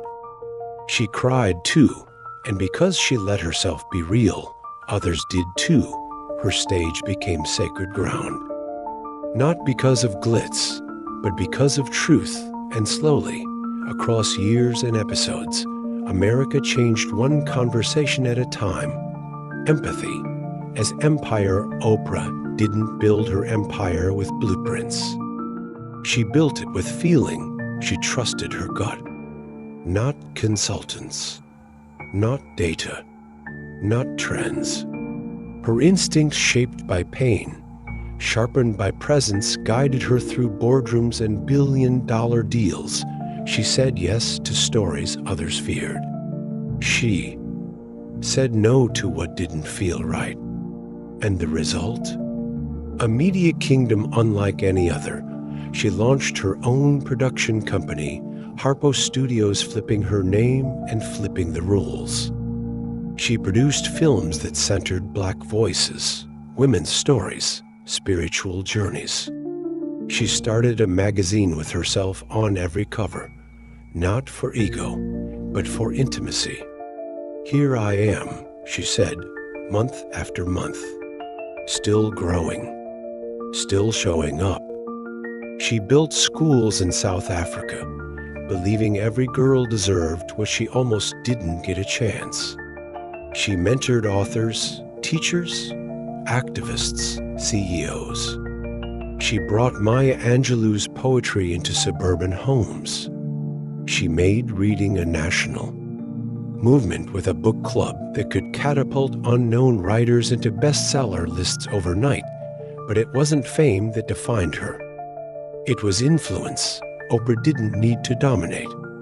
She connected. People followed her not out of loyalty, but out of recognition. They saw themselves in her laughter, in her tears, in her trying. And when she spoke, it felt like a friend was speaking. A wiser, stronger, braver version of the listener. Empathy was her superpower. Not weakness, not softness, but strength, the kind that builds nations, not with armies, but with trust. And in a world flooded with noise, her presence became the one voice that cut through it gently, deeply, forever. Still, she rises, the stage dimmed, but Oprah never stopped. When she ended her show in 2011, it wasn't goodbye. It was a pivot, one more evolution in a life full of them. She launched her own network, took fewer public steps, but deeper ones. Her voice still reached millions. Through interviews that unwrapped the minds of royalty and the hearts of survivors. Through her soul sessions and leadership seminars. Through a book club that remained one of the most powerful forces in publishing. But more than anything she gave, she funded colleges, lifted up unknown artists, showed up in times of crisis. When Hurricane Katrina swept through lives, Oprah was there not just with cameras, but with compassion. When injustice echoed across streets, she spoke softly, but clearly. She could have stepped away. She could have rested. But rest, for her, was never retreat. She kept rising in presence, in purpose, in quiet service. Her legacy is not her fame, not her wealth. It's what others saw in her, and then saw in themselves. A girl, once silenced by pain, had taught the world to listen. A woman, once passed over by power, had taught the world to care. And today, her reflection lives in millions. In classrooms where girls raise their hands without fear. In conversations where shame finally ends.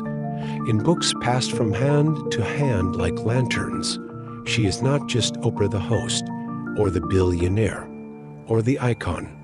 She is Oprah the voice that listened, the heart that held others without dropping them, the soul that kept rising so others would know they could too.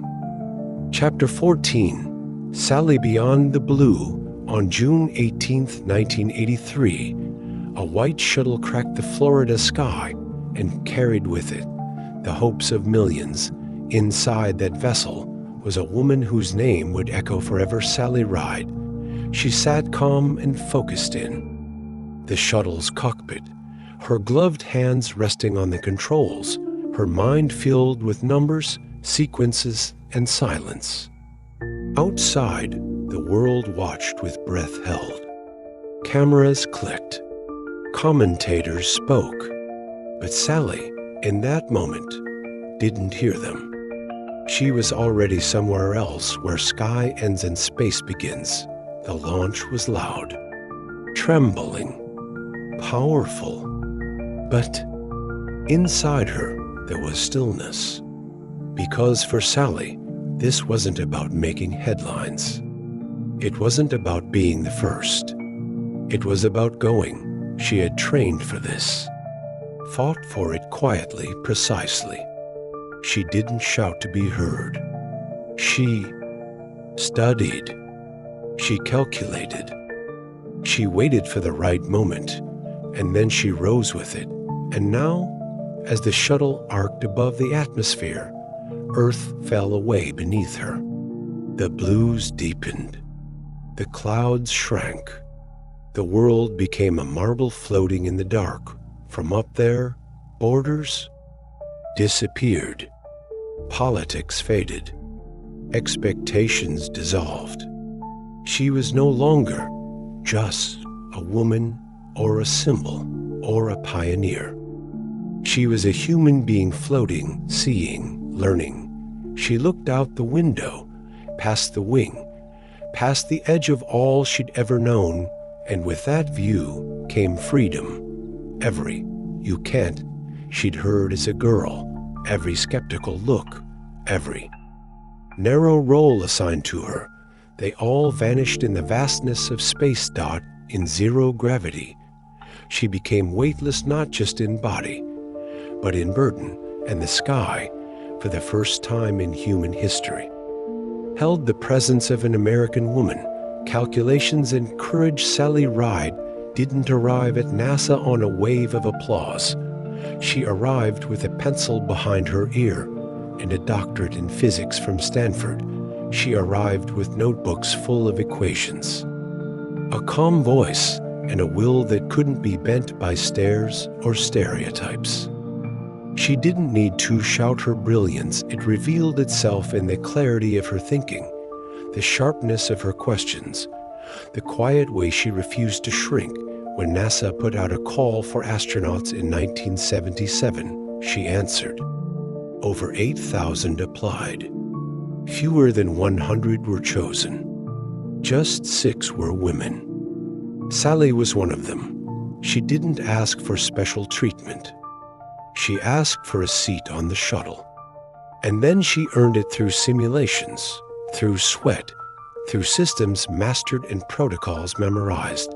She learned the language of spaceflight, orbital mechanics, payload procedures, contingency plans. She trained in underwater tanks, in zero-G simulators, in rooms where failure meant fixing, not flinching. When reporters asked if she would cry in space, she smiled and returned to her checklists, because for Sally, space wasn't about drama. It was about data, precision, performance. Her courage wasn't loud. It didn't announce itself. It sat beside her during tests. It helped her hold composure through endless questions. It climbed with her up the launch tower and settled in as the engines roared beneath every milestone she crossed. The first woman in space, the youngest American astronaut, was built not from fame, but from facts. She didn't chase stardom.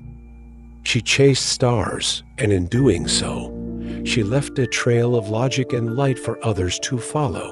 Private in a public sky, fame arrived fast and uninvited. After her mission, Sally Ride's face was on magazine covers. Her smile, her quotes, her flight. Suit all became symbols. Schools named science fairs after her. Children dressed like her on Halloween. She became a national figure, a hero, a headline. But Sally never wanted to be an icon. She wanted to be a physicist. In interviews, she was careful. She deflected praise. She spoke about the shuttle team, the mission, the science, never herself. She understood what her flight meant to millions of girls.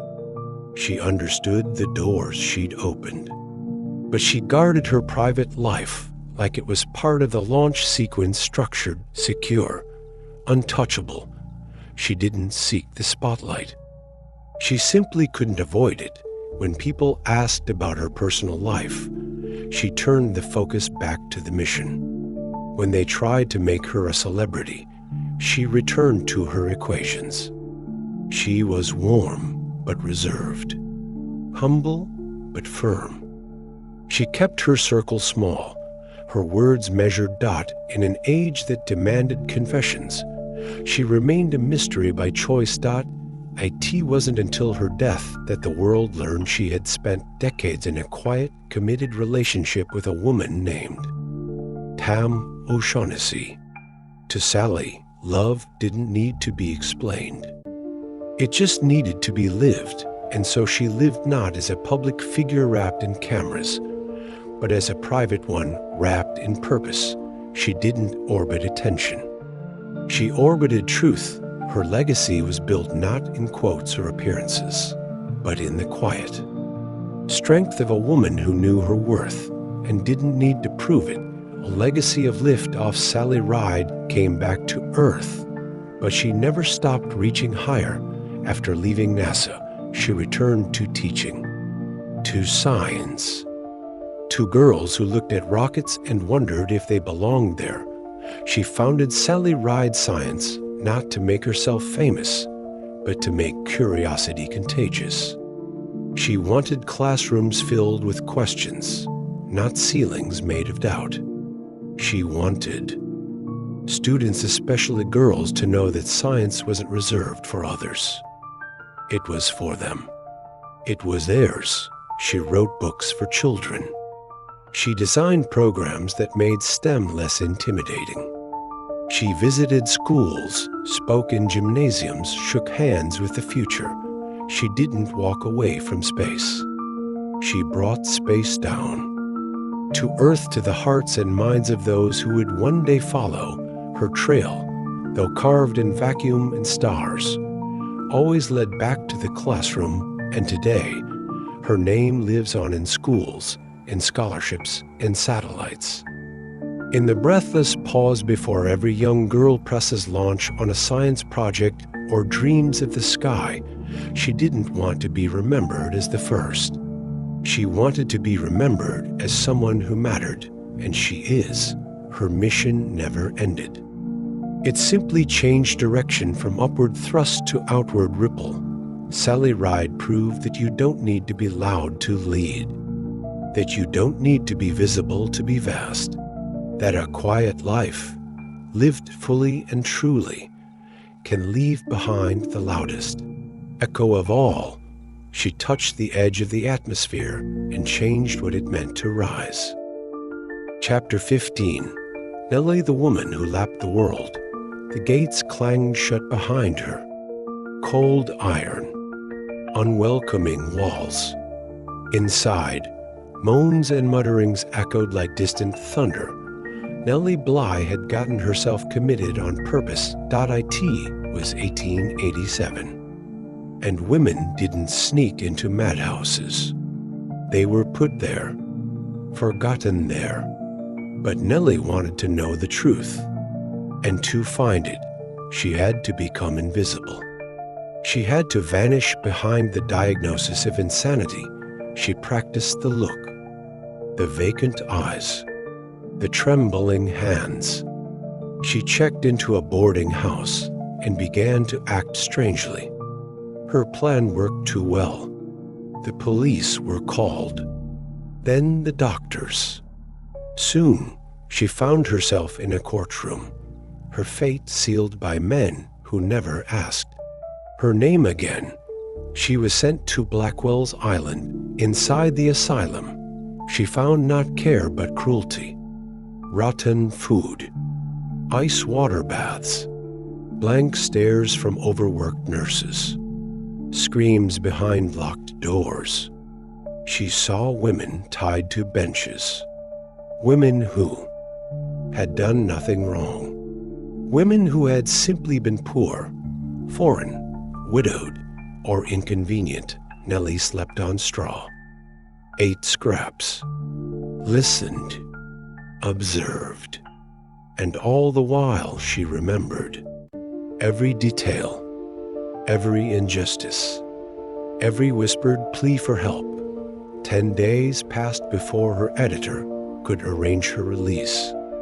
She walked out of Blackwell's with the cold still in. Her bones but her mind sharper than ever. What followed was 10 days in a madhouse, a piece of journalism that shook the nation. The public was horrified. Reforms followed. Attention turned to the voiceless women Nellie had risked herself to reveal.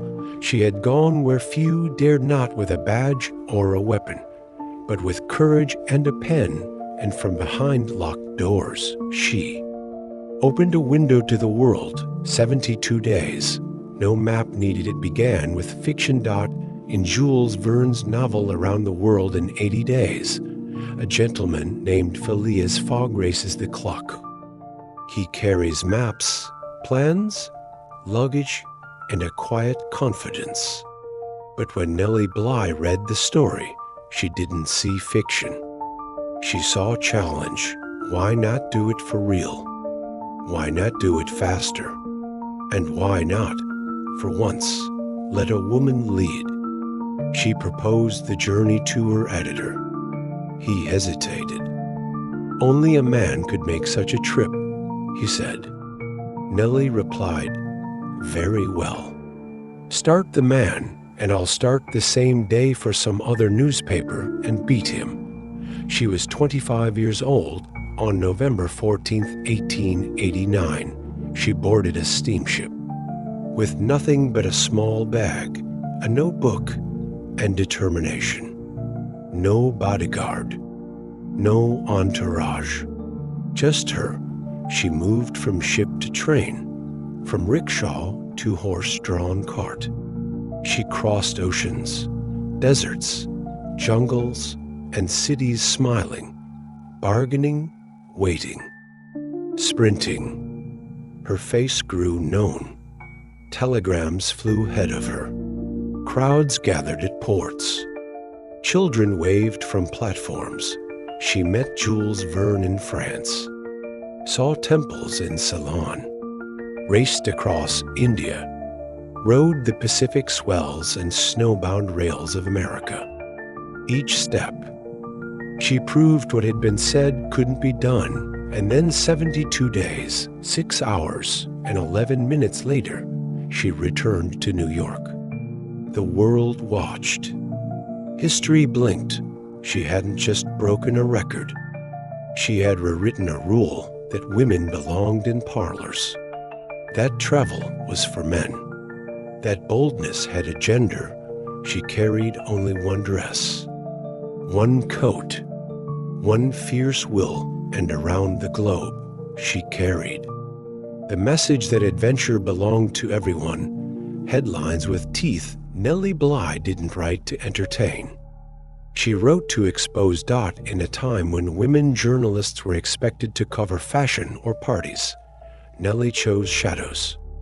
She crawled into the cracks of society and shined a light where others feared to look. She posed as a factory worker to expose abuse, as a single mother to understand tenement life. She followed thieves, trailed doctors, and sat in jail cells not because it made good copy, but because truth deserved to be seen. Her words were sharp, clear, unapologetic. Each article carried weight, not just ink, but impact. She wasn't afraid to anger the powerful. She understood journalism not as decoration, but as a tool, a scalpel to cut out lies, a hammer to break open silence. Editors marveled. Competitors sneered. But readers trusted her because she didn't hide behind words. She walked through them, lived them, came back with stories that didn't ask to be believed, they demanded it. She championed labor rights, immigration reform, women's protection, and she did it all while being underestimated. again and again, they called her reckless. She called herself a reporter. Today, journalism is filled with voices who uncover, question, and challenge. But before them, there was Nellie alone on the page, punching through apathy with every word. She didn't write headlines to make noise. She wrote them to make change, forgotten, then found time moved on. As it always does, new wars came. New voices rose. And Nellie Bly, who once circled the globe and reshaped journalism, was slowly shelved by history. Her name faded from classrooms. Her image dimmed on the walls of memory. She married once briefly. In her later years, she worked in factories. Writing less, fading further from the spotlight she never chased to begin with. When she died in 1922, few headlines marked her passing, but history is a tide. And what is buried sometimes returns. In time, her stories were found again. Her boldness rediscovered. Schools began to teach her work. Documentaries named her a pioneer. Writers praised her as the mother of investigative journalism, and young girls wide-eyed and brave read about her travels, her tenacity, her pen that pried open truth. Her legacy lives in the questions asked by fearless reporters, in stories that matter more than their bylines, in every woman who walks into a newsroom and refuses to take the soft assignment. She is honored now in books, in plaques, in tributes. But more importantly, she is honored in every truth chased and exposed.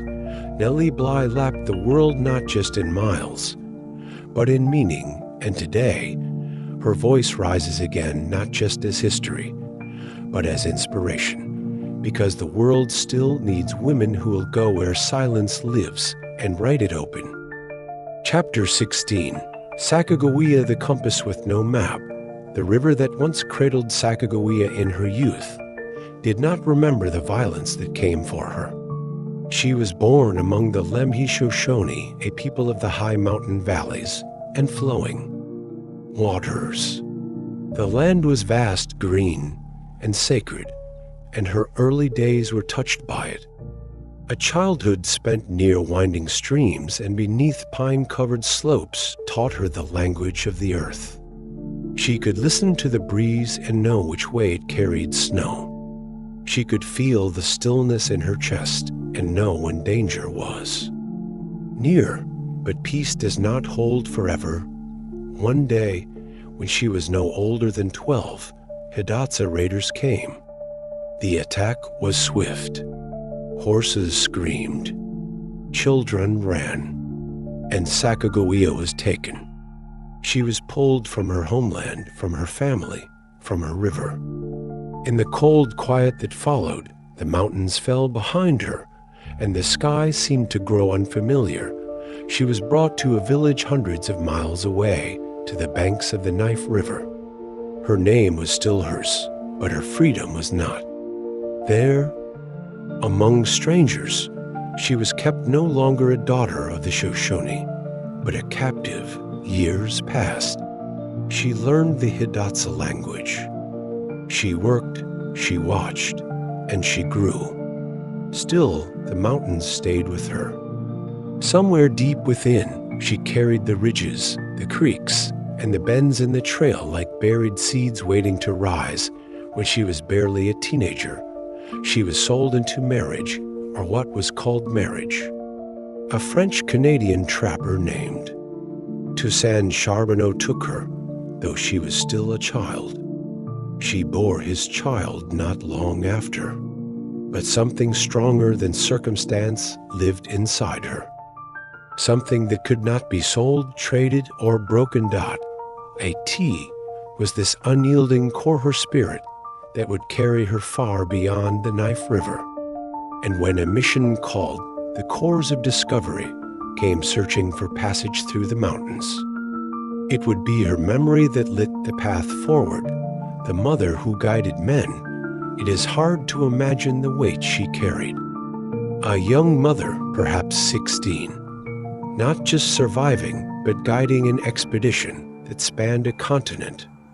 Sacagawea joined Lewis and Clark's journey, not as a guest, nor truly as a volunteer. Her husband, Charbonneau, had been hired for his language skills. But the explorers quickly realized that Sacagawea's presence offered more than translation. She cradled her infant son, Jean-Baptiste, on her back wrapped tightly in cloth, close to her skin. With one hand, she soothed him. With the other, she pointed the way. She remembered the curves of rivers from when she was a girl. She recalled mountain passes no map had drawn. She saw plants and knew which could heal and which could kill through snowstorms and swollen rivers.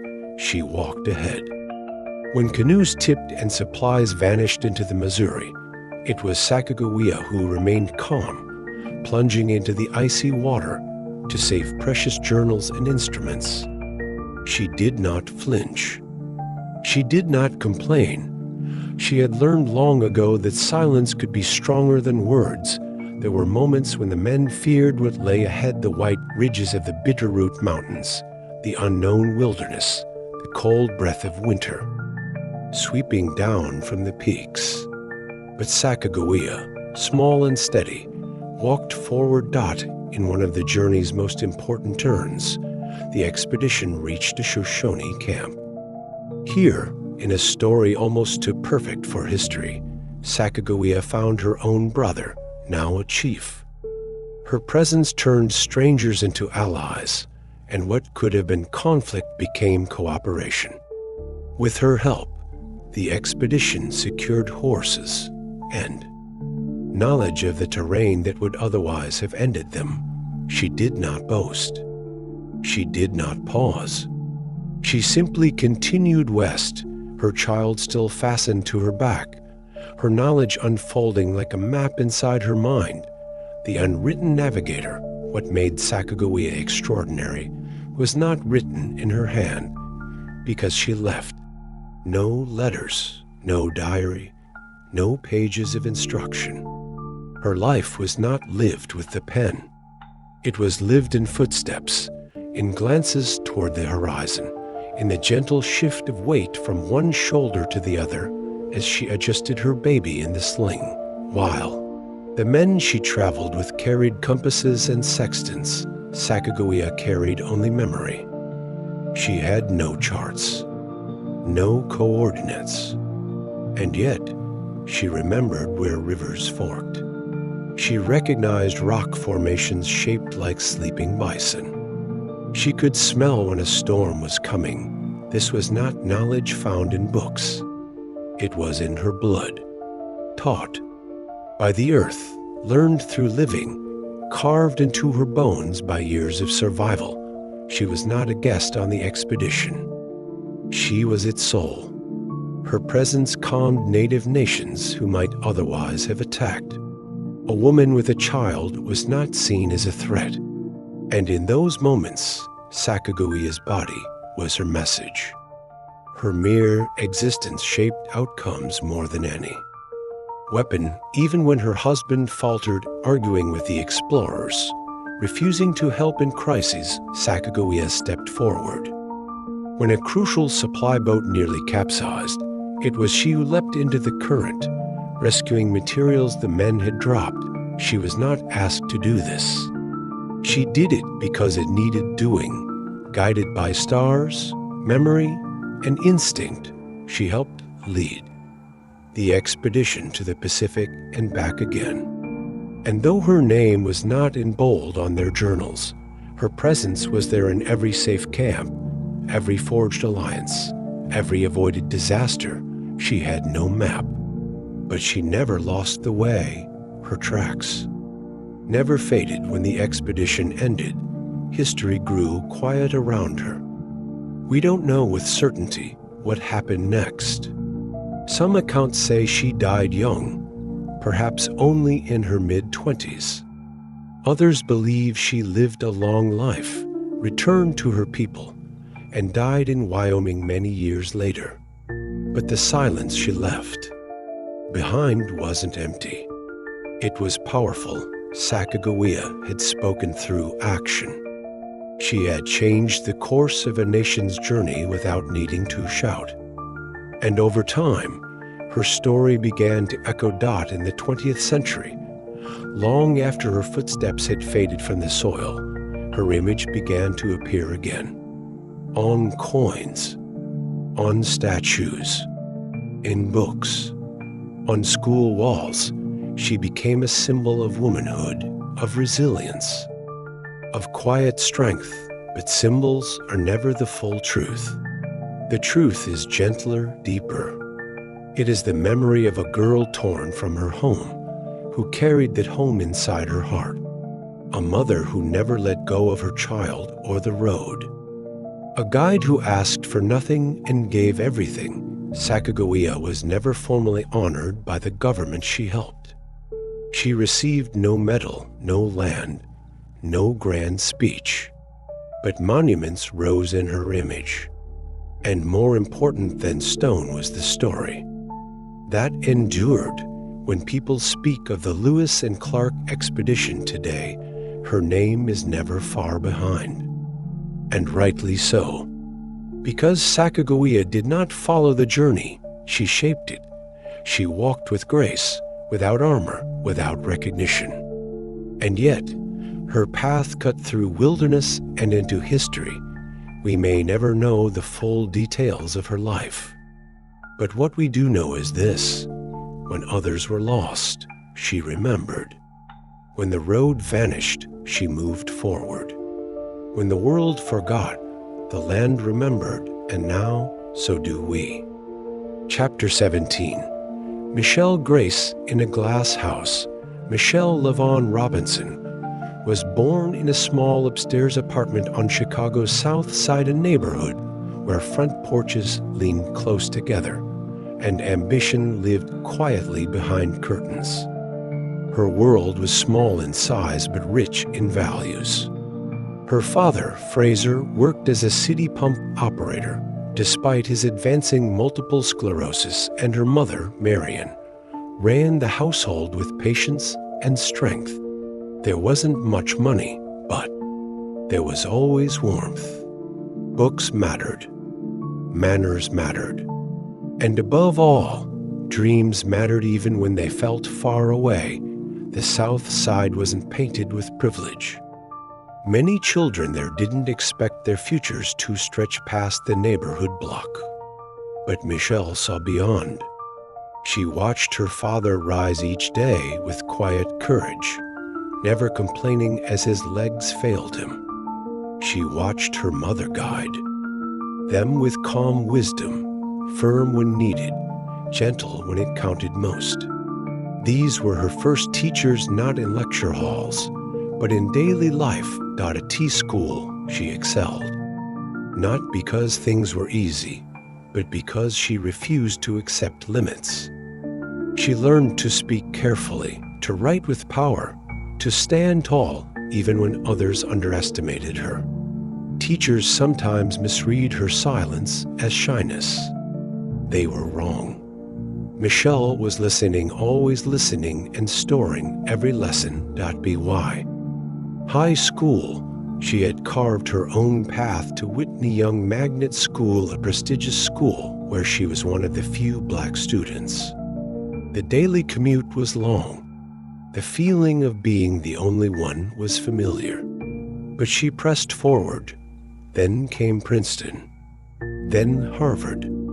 And with each step, the world she had imagined from her South Side apartment became more real years later.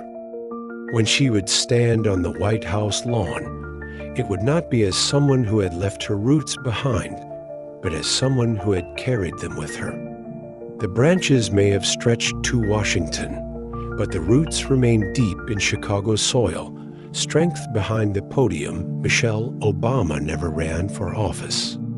She didn't ask for the spotlight. But when it found her, she stood in it with strength, grace, and a voice that changed lives. At first, the media tried to shrink her into a simple image. A smile, a dress, a background detail to the man elected. But Michelle had her own light. And when she spoke, people listened. Her words weren't just polished, they were personal. She didn't speak above people. She reached across to them. In schools, she knelt to talk with children. In speeches, she told the truth about fear, about hope, about what it means to belong in a country that doesn't always make room.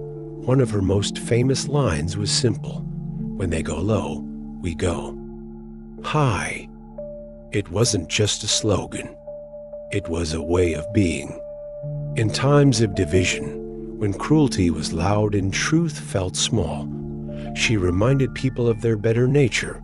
She stood for health, planting gardens, dancing on talk shows to promote fitness, and launching campaigns to fight childhood obesity. But she also stood for education, especially for girls. She visited villages where children had no school buildings and told young women that their minds were worthy, that their stories mattered. What made her powerful wasn't just the message, it was how she delivered it. Calm, clear, and deeply human, she showed that strength isn't always loud. Sometimes it is quiet resilience. It is choosing dignity when insulted. It is choosing compassion when mocked. She became more than a first lady. She became a symbol of something many people didn't know they needed: a woman who could lead from behind the podium without ever raising her voice. Motherhood in the spotlight. Being first lady meant cameras everywhere, in rooms, on lawns, at dinner, at church. But Michelle Obama didn't let the lights define her. She focused on what mattered most. Her daughters, Sasha and Malia, entered the White House as children. They had no choice. But Michelle made sure their childhood stayed sacred. She walked them to school when she could. She set rules not for politics, but for homework, for screen time, for bedtime. She knew the pressure, knew that any mistake would be magnified, that whispers would become headlines. But she didn't flinch.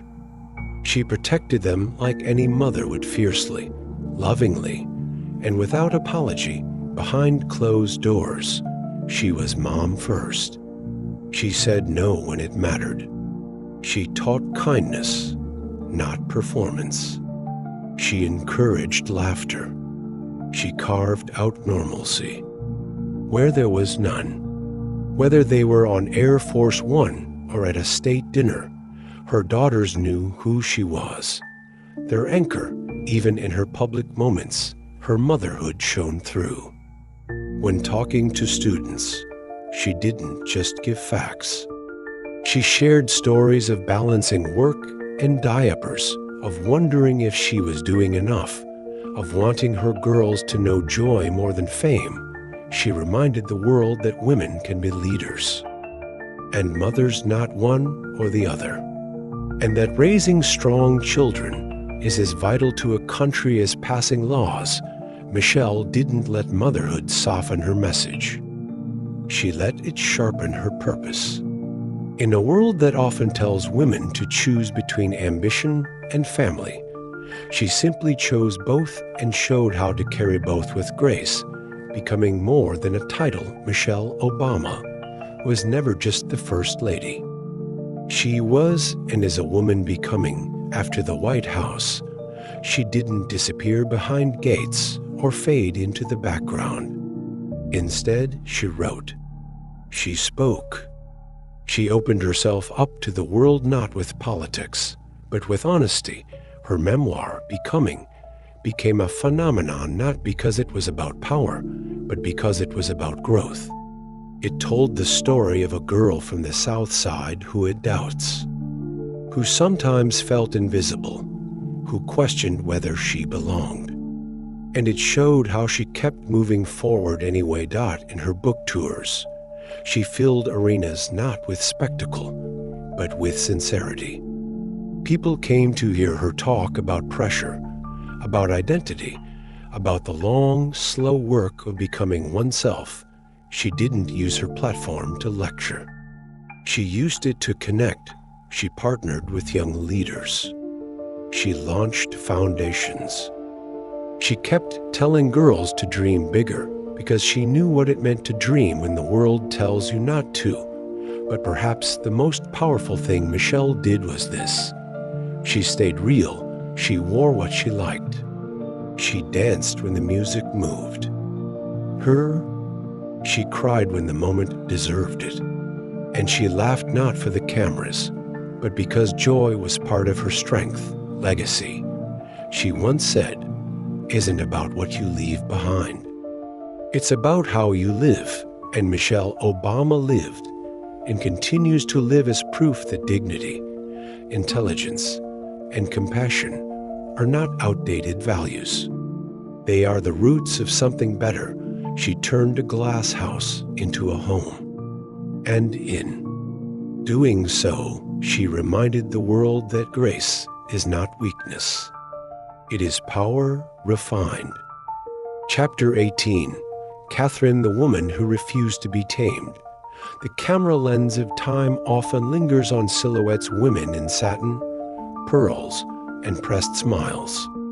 But Katharine Hepburn entered the frame like a gust of wind through a closed window. She didn't glide, she strode. In a world draped in gowns, she wore trousers. Crisp, loose, proud. The kind worn not to shock, but to breathe. Her fashion choices weren't just garments. They were declarations.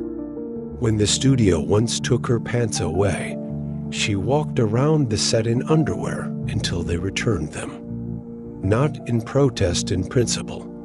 This wasn't rebellion for rebellion's sake.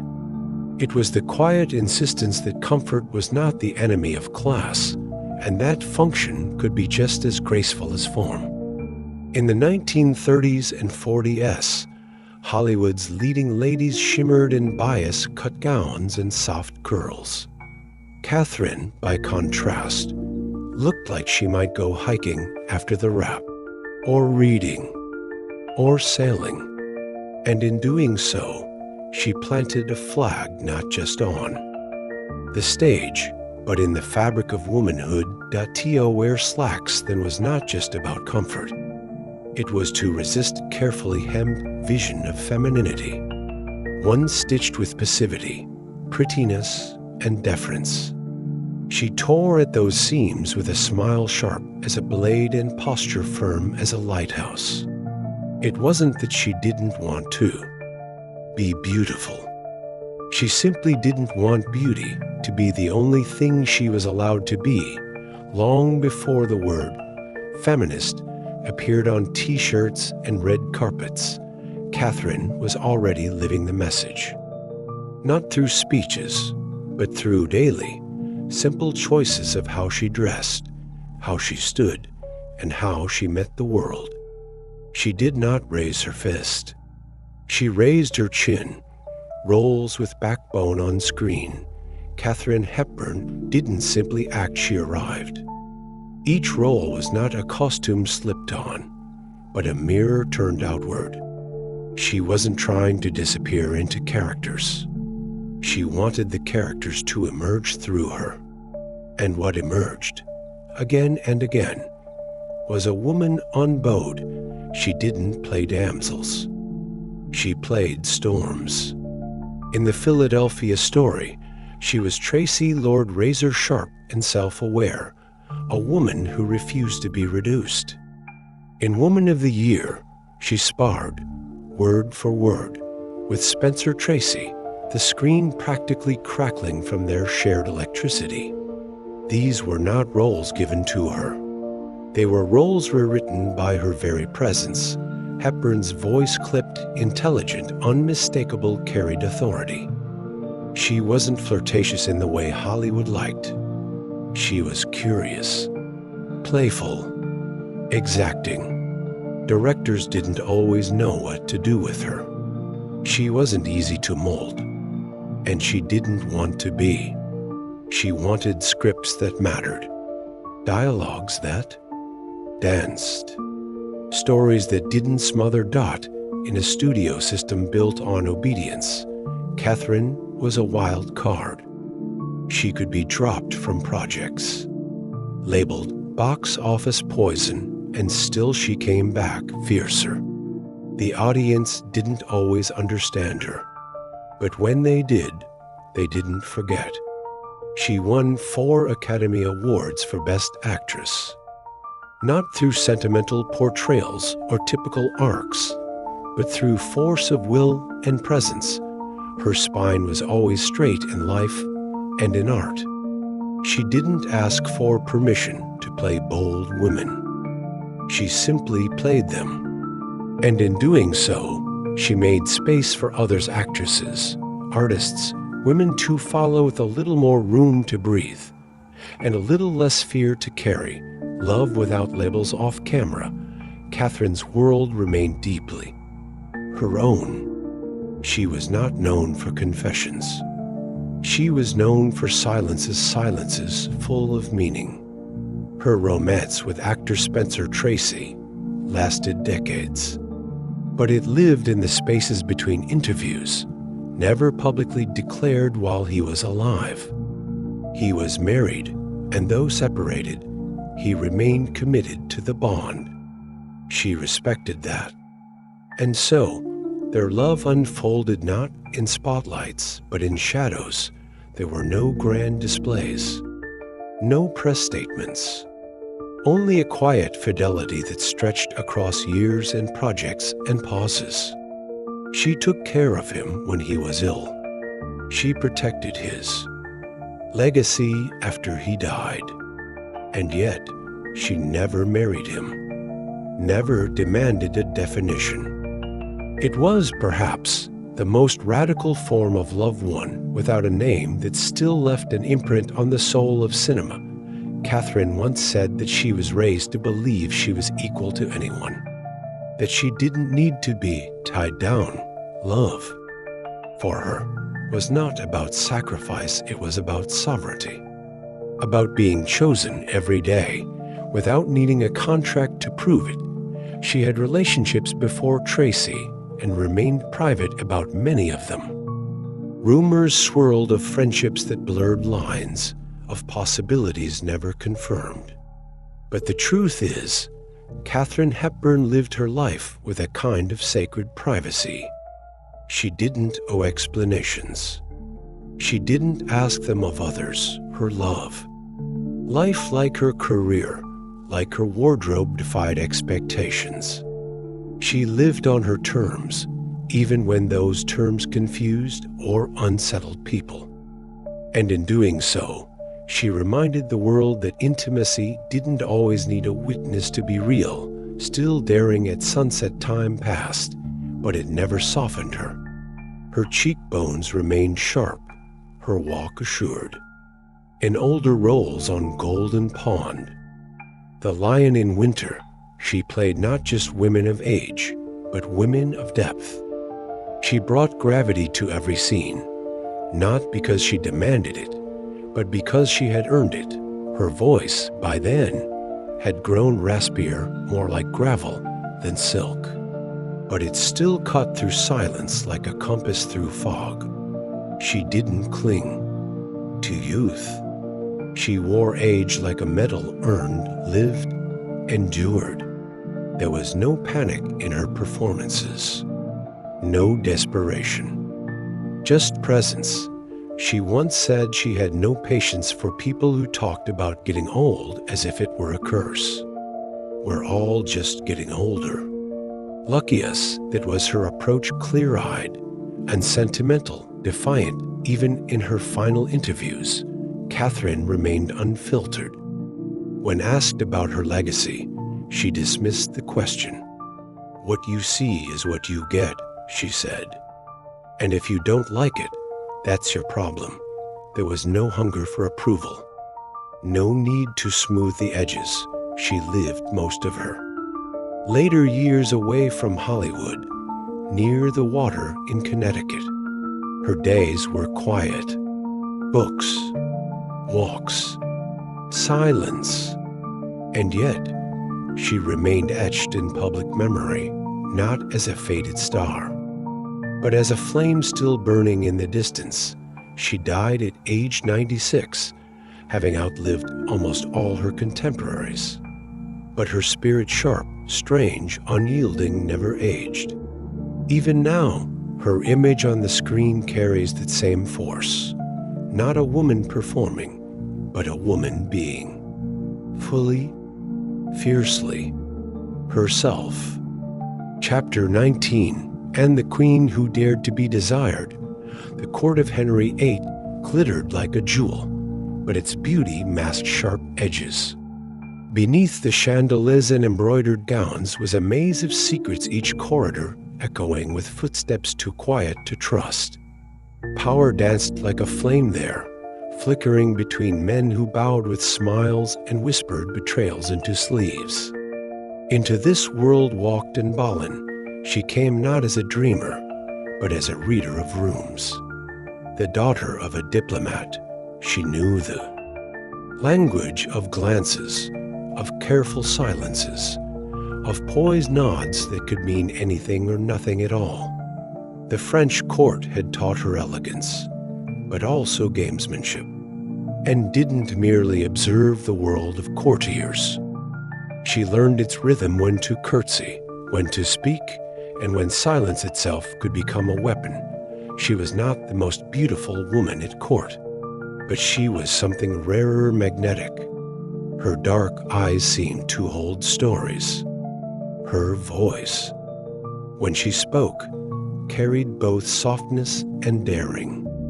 Unlike the polished pearls of the court, Anne was a glint of obsidian sharp, unusual, unforgettable.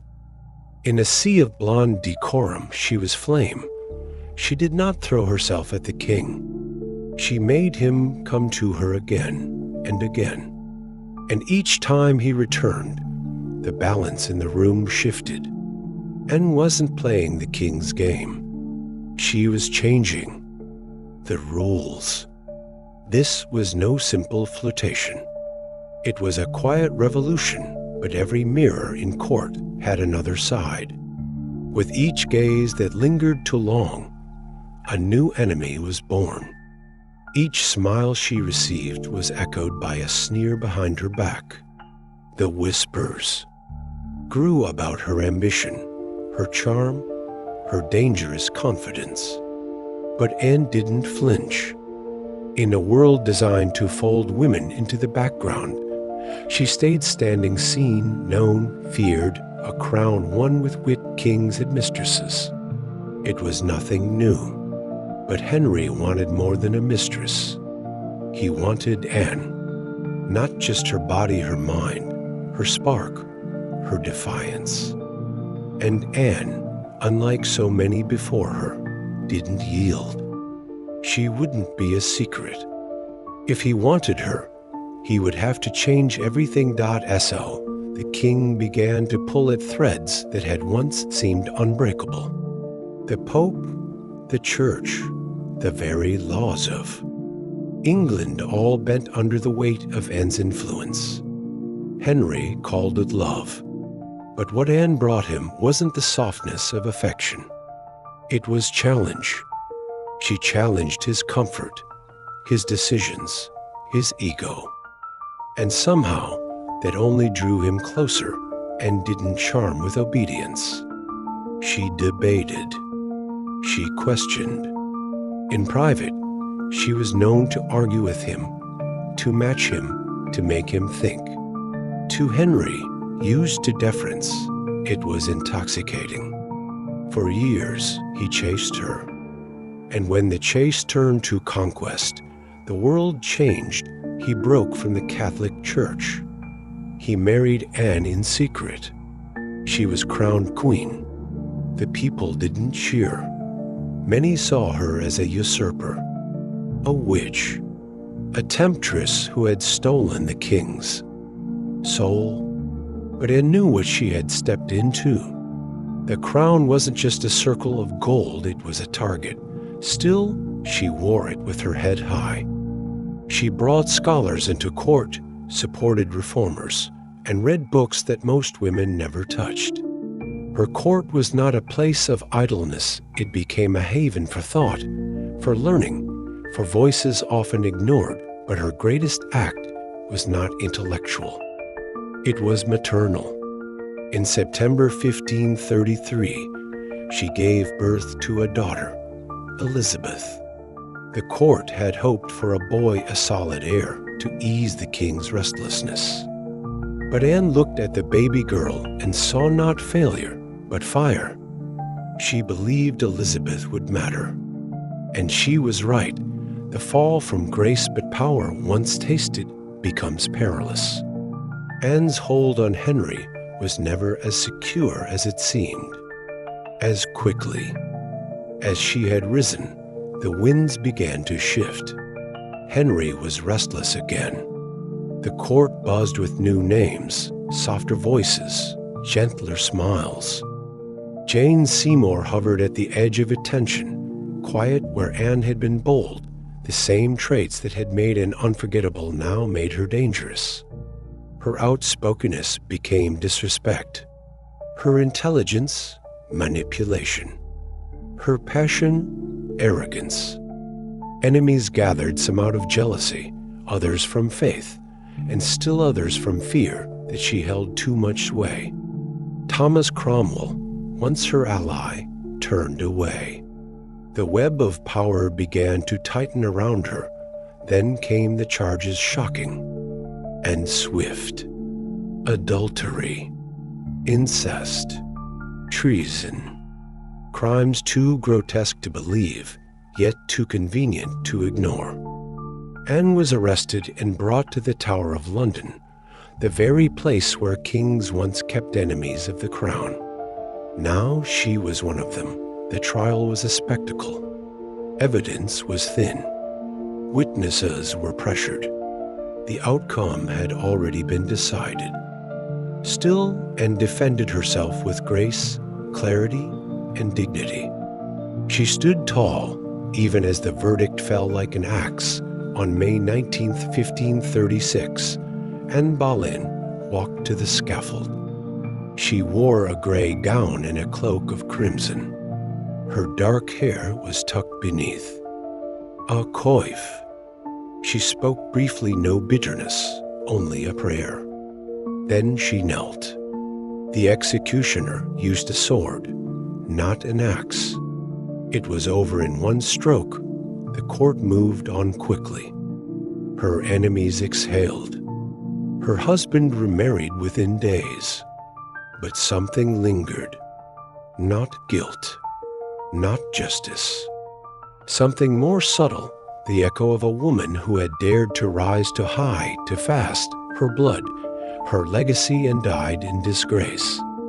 But she left behind something stronger than a crown, a child.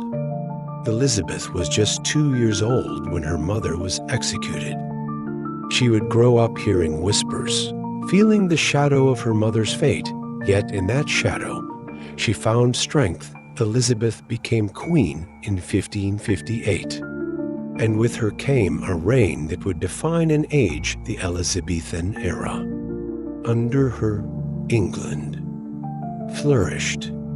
It was an age of poetry, exploration, stability, and pride. But beneath the golden glow stood a quiet memory of a mother she barely knew. Elizabeth never spoke often of Anne, but she wore her ring.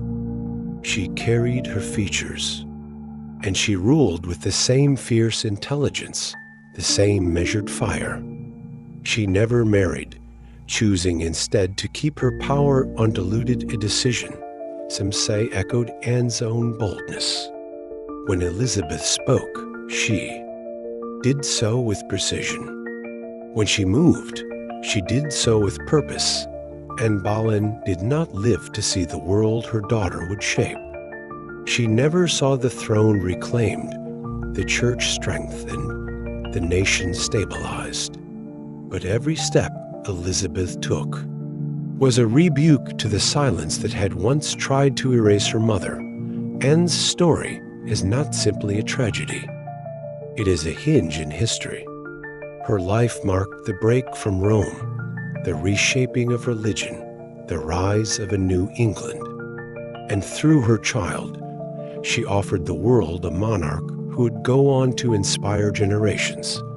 History has a way of punishing the daring in life and praising them in memory. Anne Boleyn, once vilified, now stands not as a warning, but as a flame. Brief, brilliant, and impossible to forget. Chapter 20, Hypatia Light of Alexandria. The city of Alexandria once stood as the mind of the ancient world, a place where scrolls outnumbered swords, and stars were studied more than borders. Along the curve of Egypt's northern coast, it shimmered like a dream carved from marble and knowledge. And within that city, beneath its columns, domes, and dusty libraries, walked a woman whose footsteps echoed through time. Hypatia, she was not born into obscurity. Her father, Theon, was a scholar, and from him, she inherited both a mind that never tired and a heart that found beauty in logic. While other children played, Hypatia solved problems. While others memorized, she asked why. And when the questions became too big for one room, she stepped outside into the halls of the museum, into the great library, into the spaces where minds met and ideas danced. She became a teacher, not hidden behind doors, but in open spaces where the air itself seemed to listen. Her classroom had no boundaries. Under marble colonnades, she gathered students from every land, every faith. They studied geometry, astronomy, and philosophy, not to pass exams, but to understand the world. Hypatia did not lecture. She guided. She asked questions that bent like rivers, that led others toward clarity without force. Above her, the stars shifted, and she charted their movements. With instruments crafted by hand and formulas carved in wax or charcoal, she helped refine the astrolabe and expanded what was known of planetary motion. Her work wasn't about control, it was about understanding. The heavens were not gods to her. They were patterns waiting to be read, but even as she mapped the skies and uncovered truths written in starlight, the city beneath her feet began to tremble. Alexandria was changing. The great minds it once welcomed now felt unwelcome. The fire of curiosity still burned, but so too did a darker fire, one lit not by inquiry, but by fear, pagan, female, brilliant in the Alexandria of Hypatia's adulthood. The world had begun to shift. Rome was no longer the same Rome. Christianity had become the state religion. Pagan temples were being emptied. Statues toppled. Scrolls burned. And knowledge, the kind built over generations, now stood trial before the rising tide of zeal. Hypatia was many things, and for some, too many.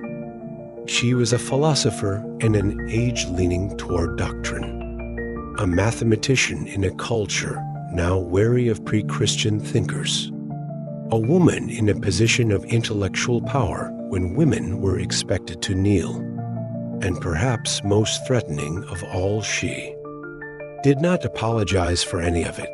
She was not pagan in the way of ritual or worship, but to her enemies, her refusal to convert, her commitment to logic, and her ties to what they deemed the old world made her suspect. She advised governors, She debated bishops. She held her own in forums crowded with men, and often left with their silence as her answer. Her presence made others uneasy.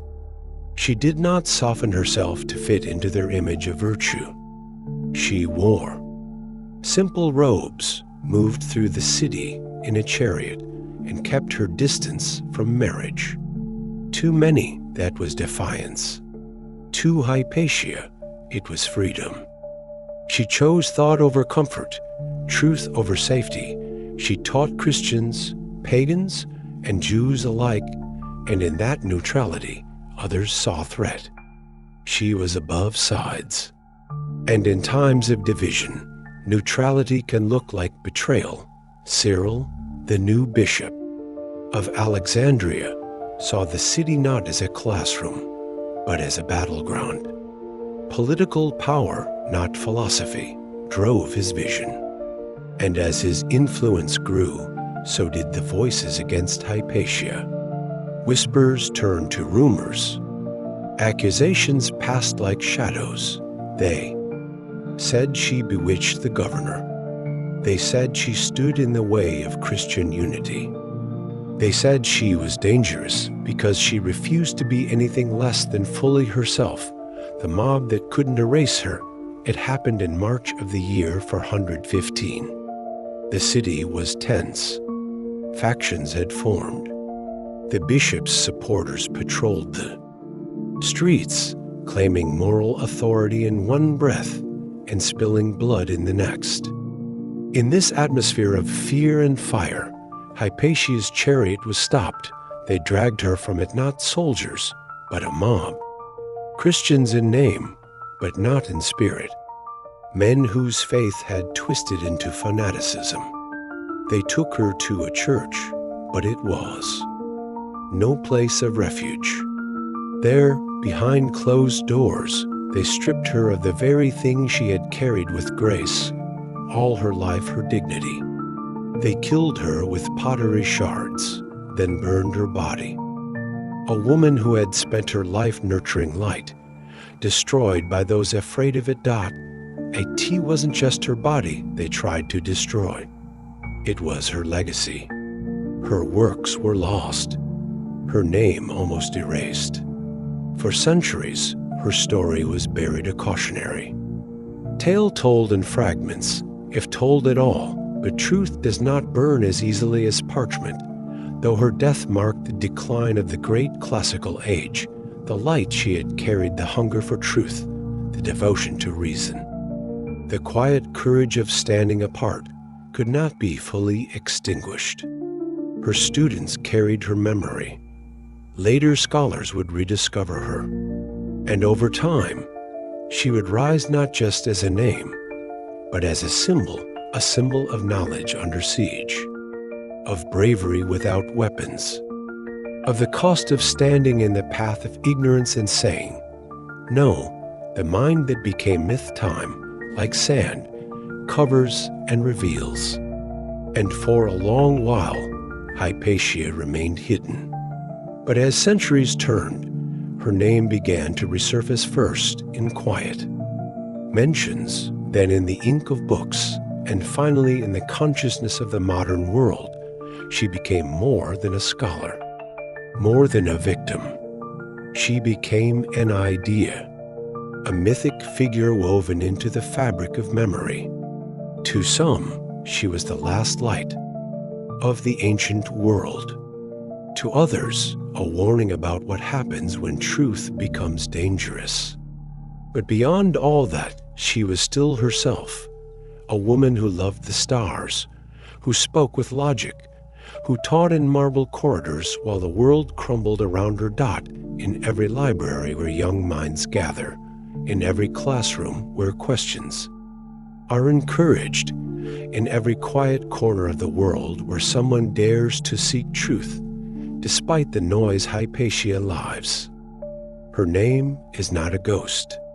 It is a whisper of resistance, a reminder that knowledge, no matter how fragile, can survive. She is remembered in art, in novels, in film, but her true monument is less visible. It lives in the spirit of inquiry, in the refusal to yield to fear, in the belief that even when the world turns violent, the mind can still be a refuge. Her life ended in brutality, but it was lived in beauty, not of appearance, but of thought. She didn't seek fame. She didn't chase power. She sought clarity. She followed questions the way others followed stars. And in doing so, she lit a path that others still walk. Alexandria's great library may be gone. Her writings may have been lost. But Hypatia, the woman who taught under the open sky, who dared to think freely, who died without shame, remains. Not just in memory, but in every act of courage where reason dares to rise above fear. Chapter 21. Huda, the voice that shook a kingdom in the soft morning light of 19th century Cairo, behind the latticework windows of a grand home, a young girl listened to a world she could not yet touch. Outside, the streets pulsed with life. Merchants calling, donkeys braying, children running past coffee stalls. But inside, all was hushed. A world of silence, of rituals, of rules. Her name was Huda, and she was born into privilege but not freedom. Like many girls of her time, she lived behind screens. Wooden mashrabias filtered both light and vision. Her face, her voice, her thoughts all expected to stay hidden. The veils were not just of cloth. They were of expectation. She was married off at 13. Her groom, decades older, was a cousin. Her childhood was cut short, her body wrapped in gold and duty. Yet even then, a fire lived in her. Not anger, but curiosity. She asked why. Why some people had choices, while others had cages made of customs. Why silence was considered virtue. Why learning belonged mostly to men, while others learned embroidery. Huda devoured books. Her education, though restricted, was secretly nourished by French literature, Arabic poetry, and philosophy smuggled in by sympathetic tutors. Her heart opened not with rebellion, but with questions. In private journals, she wrote about justice, about women's place in society, about how a different world might be possible. She did not reject her culture. She loved its beauty, its call to prayer, its poetry, its scent of jasmine and oud. But she began to sense something deeper, that tradition and freedom were not enemies, and that faith need not silence the feminine voice. In the stillness of her cloistered youth, Huda made a quiet vow not to escape her world, but to transform it from within. The train station unveiling it was 1923, and Cairo's train station stood buzzing with steam and noise. Trains hissed as they pulled into iron platforms. Men called out names and destinations. Women stood cloaked in veils, eyes lowered, waiting for the familiar rhythm of retreat train to carriage to home. But that day, something shifted. A group of women returned from an international feminist conference in Rome. Among them was Huda Sha'arawi. Dignified, composed, her presence commanded attention not with volume, but with weight. As she stepped off the train, she paused. A crowd had gathered, journalists, allies, skeptics. And then, with both grace and certainty, Huda removed her veil. The act took seconds, but it felt like centuries cracking open to Western eyes. It might have looked like rebellion, but to Huda, it was revelation. She was not casting off her faith, she was reclaiming her face, reclaiming her right to exist in public, not as a shadow, but as a person. It was not an act of war. It was a whisper turned into a roar. Some women around her hesitated. Then, slowly, others followed. Veils slipped, eyes lifted, and history took a breath. The Cairo press covered the moment. Clerics debated. Families whispered in fear and awe. But it was too late to turn back. The image of Huda, unveiled and unbowed, spread across the Islamic world. To some, she was a threat. To others, a savior. But to all, she was undeniable. Her unveiling wasn't about the cloth, it was about the right to choose. To be seen, to speak, to participate. She had opened a door, and behind it stood thousands of women who had waited their whole lives to walk through books, salons, and sisterhood's change. Huda knew could not survive on gestures alone. A symbol, though powerful, needed roots. And so she began to build, not with bricks, but with books. Not with declarations, but with dialogue. In her home, she created salons' quiet revolutions masked in teacups and pastries. Women gathered on patterned rugs, among stacks of newspapers, novels, and manifestos. They discussed voting rights, education, marriage laws, labor reform. There was laughter, yes, but also fire. These weren't idle chats. These were councils of conscience. Huda believed that sisterhood could reshape society. And so she founded the Egyptian Feminist Union, the first of its kind in the Arab world. Its mission was simple: equality in education, opportunity, and legal rights. Its work was not. Members wrote articles, lobbied lawmakers, opened schools, and organized conferences. They did not wait for change. They enacted it through magazines. Like L'Egyptienne, Huda and her peers gave voice to women who had none. They published essays in Arabic and French, reaching across borders. They argued that Islam, in its essence, supported justice and equality, and that culture, not faith, had clipped women's wings. Huda's feminism was not imported. It was rooted in Cairo's soil, in the verses of the Quran she knew. By heart, in the memory of her mother's silence and the hunger of her own mind. She saw no contradiction between belief and liberation. To her, God had given intellect, and with it came responsibility.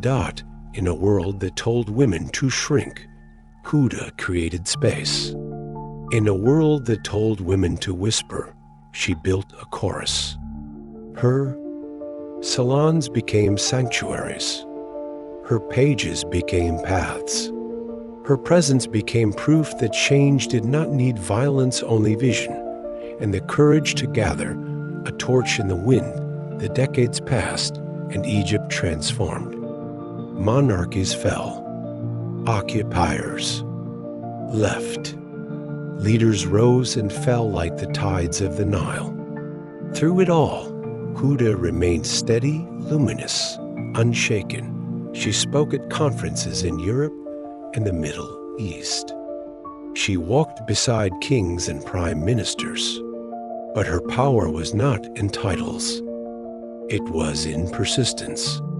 Even as younger generations grew bolder, even as critics grew louder, she never dimmed. To the skeptics, she offered evidence. To the fearful, she offered faith.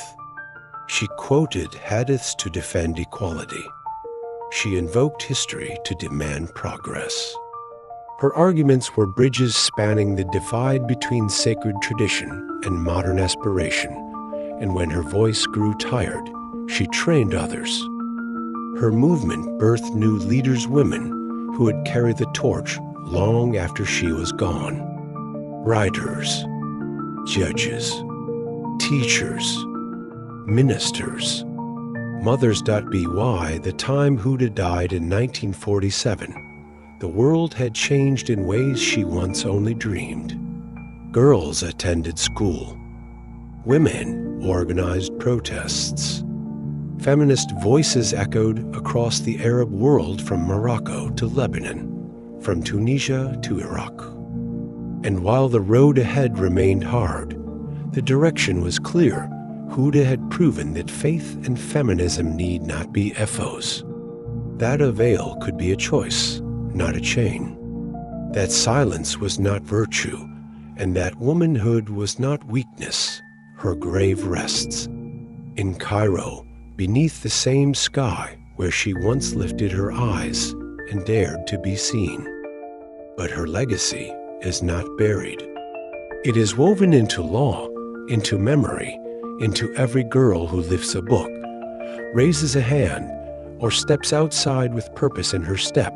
She was not loud. She was not violent, but she was unmovable. And like the torch she carried, her flame endures small, steady, and impossible to extinguish. Chapter 22. Wangari, the woman who planted forests in the hills of central Kenya. The earth cracked under the sun. The rivers thinned. The soil turned to dust, and trees once thick and tall disappeared. Along narrow dirt roads and behind tired homes, women carried firewood on their backs for miles. Crops failed. Wells dried. And slowly, hunger crept in. Wangari Maathai looked at this land, her homeland, and saw more than loss. She saw potential. She did not ask what was possible. She asked what was needed, and what was needed was trees, not in theory, not in policy, but in practice. Real trees, planted by real hands, rooted in real soil. She picked up a shovel and dug. One hole. One seedling, one future. She didn't wait for approval. There was no committee, no funding, no formal permission. Just a woman, her hands, and the will to begin. In 1977, she launched the Green Belt movement, a name that spoke both to the environment and to the people. It started in the villages, in backyards on slopes where erosion had torn the land apart. Women came, first in 2s and 3s. They learned how to grow saplings, how to test soil, how to dig trenches. Together, they planted trees, thousands of them. But it wasn't only about the earth. It was about dignity. These women, once overlooked, became caretakers of the land. They learned to speak up, to organize, to lead. The trees grew, and so did their voices. Each sapling was a quiet rebellion, a gesture of care in a world that had turned careless. One tree at a time, Wangari reminded Kenya that healing does not begin in offices. It begins in the dirt, roots against regimes, but planting trees in a broken land meant more than filling empty ground. It meant facing the forces that had emptied it.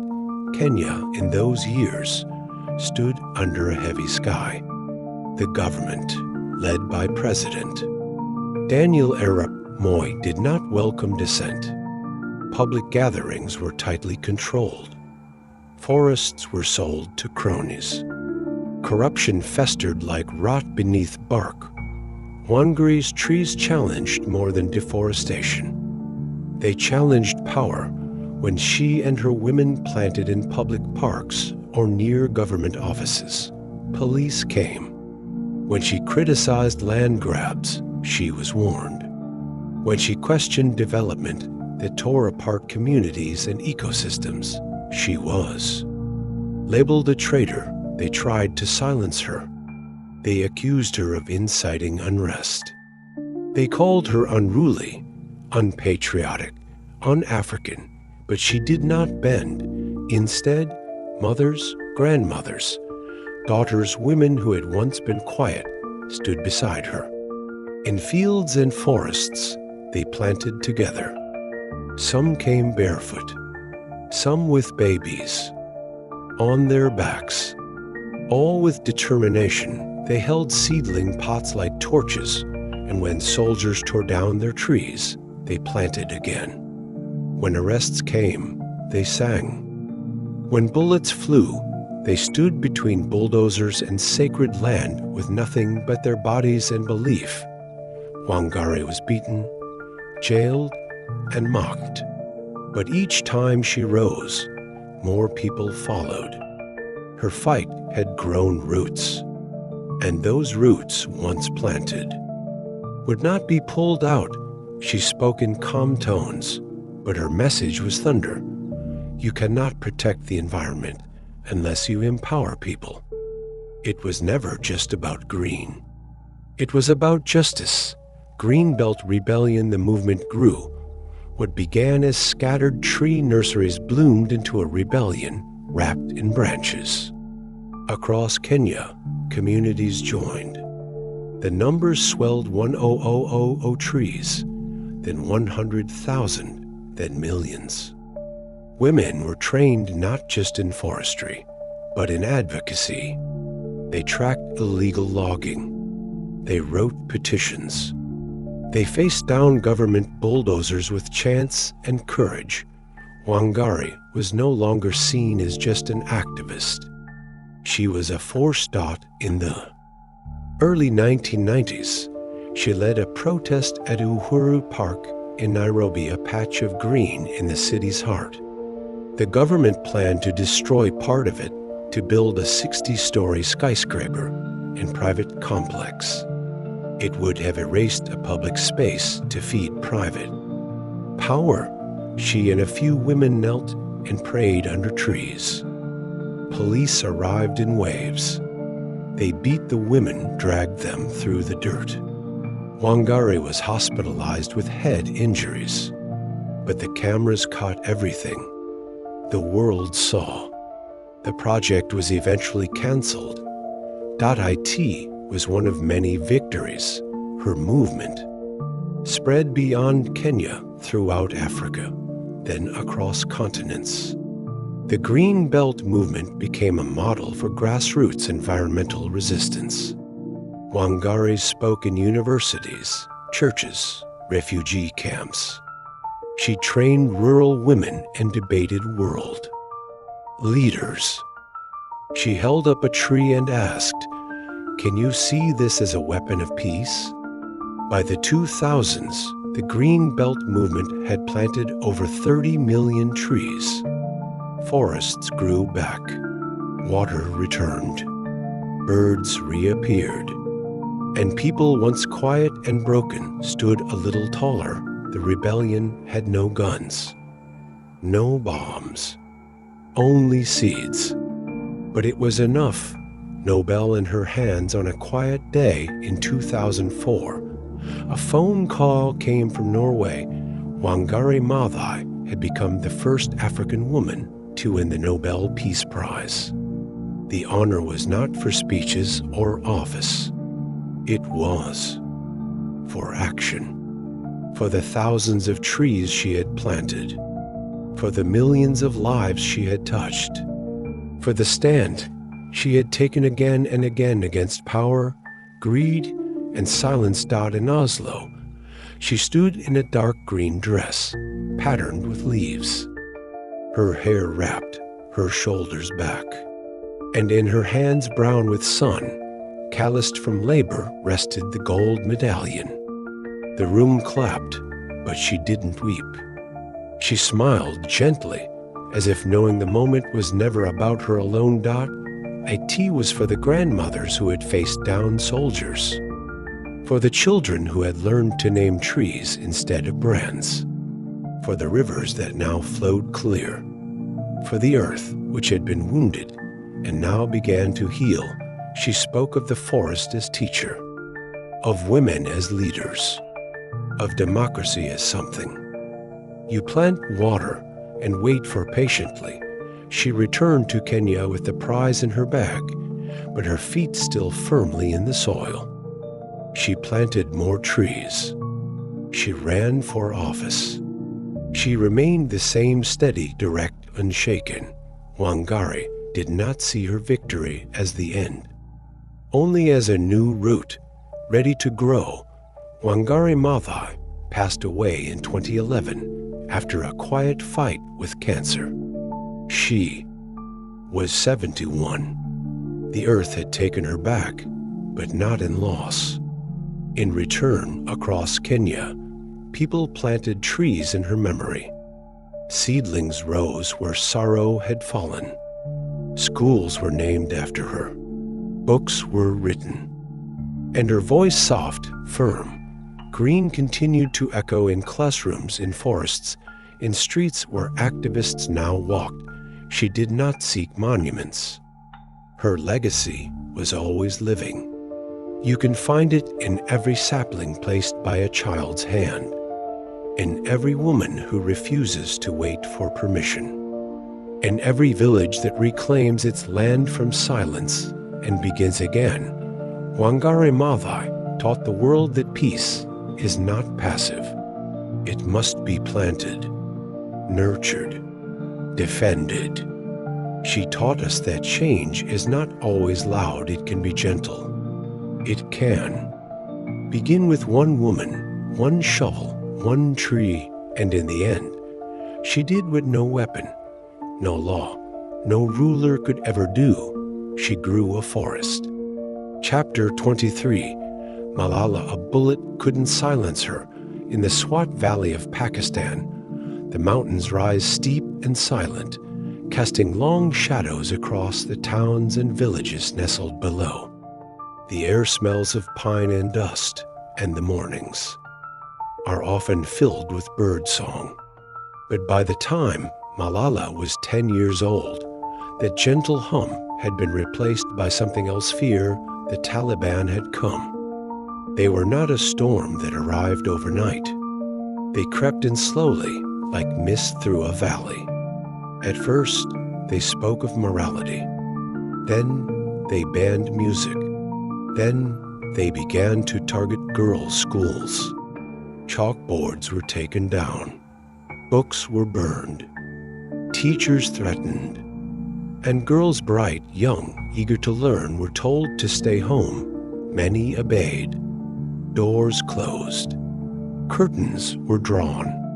But Malala refused. She was the daughter of Zodine Yousafzai, a schoolteacher who believed that knowledge was the most powerful form of resistance.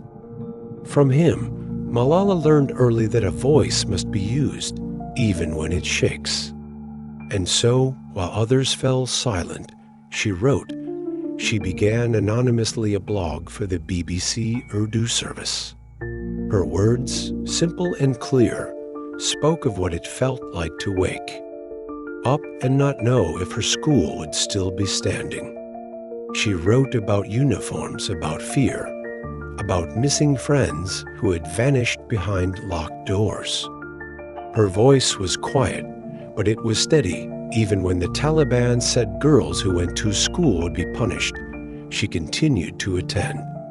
With her school bag on her back and her hair tucked under her scarf, she walked past the soldiers, past the posters of warning. Every day she chose knowledge over fear. Every step to school was an act of defiance. She didn't see herself as a hero. She was just a girl who loved to learn. A girl who saw books as doorways. And that belief, that stubborn, beautiful belief, made her dangerous to those who feared change. The shot that woke the world on October 9, 2012. A bus wound its way through Mingora, carrying schoolgirls home after their exams. Malala sat among them, laughing, chatting. It was an ordinary day in an inordinary place. Then the bus stopped. A man climbed aboard. He asked for Malala by name. What followed was 3 gunshots. One struck Malala in the head. The others hit her. Friends. There was panic, then silence. Blood stained the school books. Word spread quickly across villages, then cities, then continents. A 15-year-old girl had been shot for wanting to go to school. The world, long distant, suddenly turned to look. She was flown to the UK for treatment. Her skull was fractured, her condition critical. For days, no one knew if she would survive. But she did, and when she woke up, her first questions were not about pain or revenge. She asked for her father. She asked for her books. Something had changed. Not in her, but in the world around her. Before the shooting, her voice had reached a few thousand. Now it echoed in halls of power. The bullet meant to silence her had amplified her beyond what anyone could have imagined. She began to recover slowly, gently. Speech returned. Movement returned. And with each regained word, her message grew bolder. The Taliban had meant to break her spirit, but instead, they had placed a spotlight on her cause. Malala was no longer just a student. She had become a symbol, but she never asked for that. She had not sought fame or martyrdom. She had simply wanted to learn, and in trying to silence her, they had given her a microphone to the world, pens, podiums, and parliaments. Malala stepped onto the world stage not as a politician, not as a performer, but as a student. She carried her story in one hand and her purpose in the other. Her words were calm, not dramatic, measured, not angry, but they hit with precision. She spoke at the United Nations on her 16th birthday, standing beneath flags and lights, wearing a simple pink shawl once owned by Benazir Bhutto, another Pakistani woman whose voice had shaken systems. One child, one teacher, one book, and one pen can change the world, she said. In that room, presidents and leaders stood to applaud. But it was never about the applause. It was about the message. Malala co-founded the Malala Fund, dedicated to championing education for girls globally. She visited refugee camps, met with activists, spoke with children who, like her, wanted more than survival. They wanted a future. She urged countries to invest in education, not war, to protect schools, not silence them, to see girls not as problems, but as solutions. She met presidents, debated policies, and yet never lost the clarity of her goal. Every child in a classroom, the world responded. Donations poured in. Schools were built. Laws began to shift. And still, she kept studying, reading for exams between speeches, balancing essays with activism. She would later attend Oxford University, pursuing a degree in philosophy, politics, and economics. Some tried to question her. They said she was too young, too idealistic. But she listened calmly and answered clearly. She wasn't just speaking for herself, she was speaking for millions, and the truth was simple. She had walked through fire, and she had not burned. Still just a girl. For all the awards, the medals, the global recognition, Malala remains, in essence, what she always was. A girl who loves books. She laughs often. She takes silly photos with her friends. She posts about TV shows and reads young adult novels. She makes jokes with her brothers. She worries about grades. She once said that the hardest part of being famous was having to take selfies with people. When she hadn't done her hair, she is not perfect. And she never claimed to be. She talks about missing Pakistan, the smells, the voices, the mountains, about missing mango season, about how exile feels like a dream you never woke up from. But even in the UK, even far from the Swat Valley, she has never forgotten where she came from. Her story began there, and her work is always aimed toward those still living that reality. Girls walking dusty roads to school, hoping their classroom is still standing. Girls silenced by war, by tradition, by fear. Malala never built herself up as a hero. Others did. She reminds the world that behind every award is a person, and that every girl, given the chance, carries the same fire. She says she wants to be known not just for being shot, but for what she does after, and what she has done is everything. She became the youngest ever Nobel Peace Prize laureate. She became a best-selling author. She became a face of resistance, not through anger, but through peace. But mostly, she remained Malala. A girl who once walked through the Swat Valley with a school bag slung over her shoulder, choosing courage over comfort. Malala Yousafzai is not an echo of tragedy. She is a voice that keeps rising. Her story is not only about the bullet, it's about what grew after, about how pain became purpose, about how a girl with no power in a forgotten town reminded the world that education is not a privilege. It is a right. Her life is not a monument. It is a path, walked daily by those who believe that books are more powerful than bullets, that pens can be sharper than swords, that no child should be afraid to learn. Malala reminds us all that change does not always come with thunder. Sometimes it walks quietly, with a notebook, with a steady heart, with a voice that will not be silenced. Chapter 24. Junko, the summit above gender, in the quiet corners of Tokyo, under the yellow light of a kitchen lamp, Junko Tabe sat at her sewing machine. The fabric beneath her fingers was meant for wind, ice, and snow. Her stitches weren't for fashion, they were for survival. While the world slept, she stitched sleeves, reinforced boots, and adjusted straps. Not for sale, not for show. For Summits, her mountaineering group, formed in 1969, was called the Joshi Tohan Club, Ladies Climbing Club, at a time when women were told to hike small hills and wait for their husbands at base camp. Junko decided that wasn't enough. The club's slogan? Let's go on an overseas expedition by ourselves. She wasn't tall.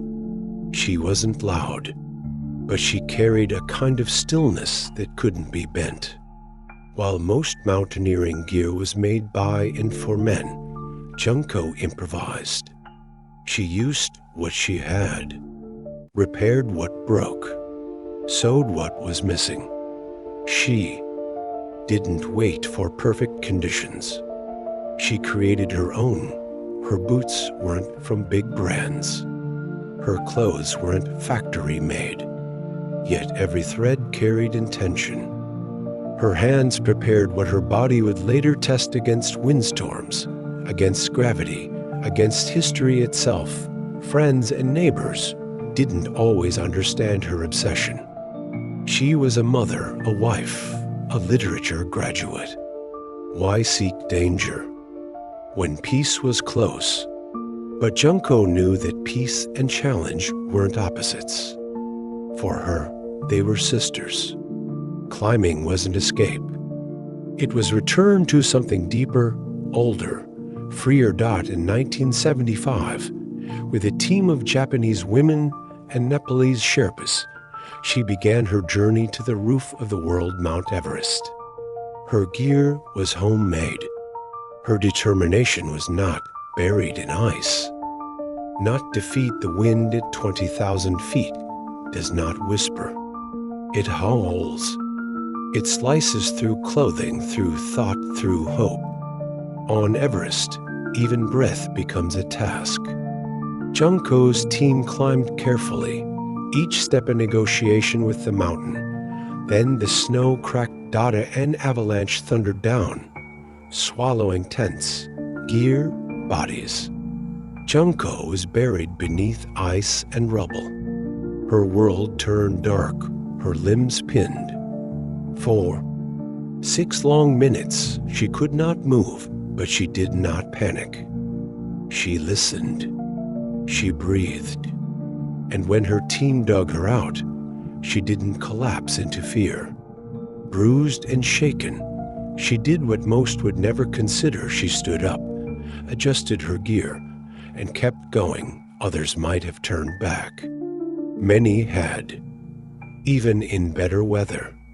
Everest has a way of stripping people to the core, showing them what's inside. For Junko, what lay beneath the surface was resolve. Just days later, she reached the summit. It was May 16th, 1975. The sky above her stretched forever. Clouds drifted below her feet. And in that moment, small, still, and silent, Junko Tabei became the first woman in recorded history to stand on the highest point on Earth. But there were no victory cries, no flags flung in triumph. She simply took in the view, whispered a prayer, and descended. For Junko, the summit was never the goal. It was part of the path. The newspapers back home called her the housewife who conquered Everest, but they missed the truth. She didn't conquer anything. She connected to the mountain, to herself, to the quiet voice inside her that had always said, keep climbing from Everest to every peak. For most, Everest is the dream of a lifetime, a single line in a story. For Junko, it was just the beginning. She went on to climb the 7 summits, the highest mountain on each continent. Kilimanjaro in Africa, Aconcagua in South America, Denali in Alaska, Elbrus in Russia, Vinsan in Antarctica, Kosciuszko in Australia, and of course, Everest in Asia. She became the first woman to complete them all. Each peak held its own challenge. Some were frozen. Some were remote. Some fought back with storms. Others with loneliness. But none could stop her. She climbed through her 30s, 40s, 50s. She kept climbing into her 60s quietly, consistently. Age never became her excuse. It became her rhythm, and it wasn't just tall peaks she chased. She sought the lesser known, the hidden. She led environmental surveys, tracking waste left by commercial climbers. She taught children the value of mountains, of earth, of taking. Only memories and leaving no harm. For her, climbing was never about glory. It was about motion, about learning, about returning again and again to a place that stripped away ego and left only essence. She often said, I never felt I needed to compete with men. I just wanted to do what I loved, and she did not once, not loudly, but over and over again. With every summit, she redrew the map of possibility, not just for women, but for anyone who had been told they were too something to do what they dreamed. A quiet trailblazer, Junko Tabei did not seek fame. When reporters followed her, she smiled politely. When strangers praised her, she nodded gently. She didn't want to be anyone's idol. She wanted to be herself, steady, kind, climbing. She founded environmental organizations, led youth mountaineering programs, and published essays on alpine ethics. But she preferred the mountains to microphones. The quiet crunch of snow underfoot to standing ovations. Even when diagnosed with cancer in her later years, she kept climbing. She summited Mount Fuji not long before her passing in 2016. The illness slowed her body but never dimmed her spirit. She left behind more than records. She left behind a path. Today, women climb Everest every year. Young girls lace hiking boots and learn knots and ice picks. And somewhere, someone sits at a sewing machine, preparing gear not bought, but built like Junko did. But her true legacy isn't measured in feet or flags. It's found in the silence of early morning trails, in the steady breath of someone, climbing not to win, but to understand. In the courage to begin with what you have, even if it's stitched by hand in your kitchen. Junko Tabe showed the world that strength is not size, not noise, not muscle. It's persistence. It's grace. Under pressure. It's standing again after being buried. She never shouted her story. She climbed it one quiet, fearless step at a time. Chapter 25. Noor the spy who sang in silence in a house filled with music and soft light. Noor Inayat Khan grew up surrounded by stories. Her father, a gentle mystic and musician, was a descendant of Tipu Sultan, the legendary ruler of Mysore. Her mother, American by birth, had embraced the Sufi path. They raised Noor in quiet gardens, where the wind whispered lessons of compassion, patience, and inner strength. As a child in France, Noor played the harp. She wrote fairy tale stories full of kindness and courage, where animals talked and hearts led the way. Her voice was soft, her spirit tender. In another world, that might have been enough, but the world changed or arrived like a scream in the dark. In 1940, as German forces swept into France, Noor's family fled to England. There, beneath cloudy skies and rationed tea, Noor made a choice. She would not simply wait for peace. She would help create it. She volunteered for Britain's Women's Auxiliary Air Force. At first, she trained in radio transmitting signals with speed and clarity. Then came a second call, more secret, more dangerous. The Special Operations. Executive, a branch created by Churchill to set Europe ablaze, was recruiting wireless operators to parachute into Nazi-occupied France. IT was a job most men feared. Operators rarely lasted more than 6 weeks in the field.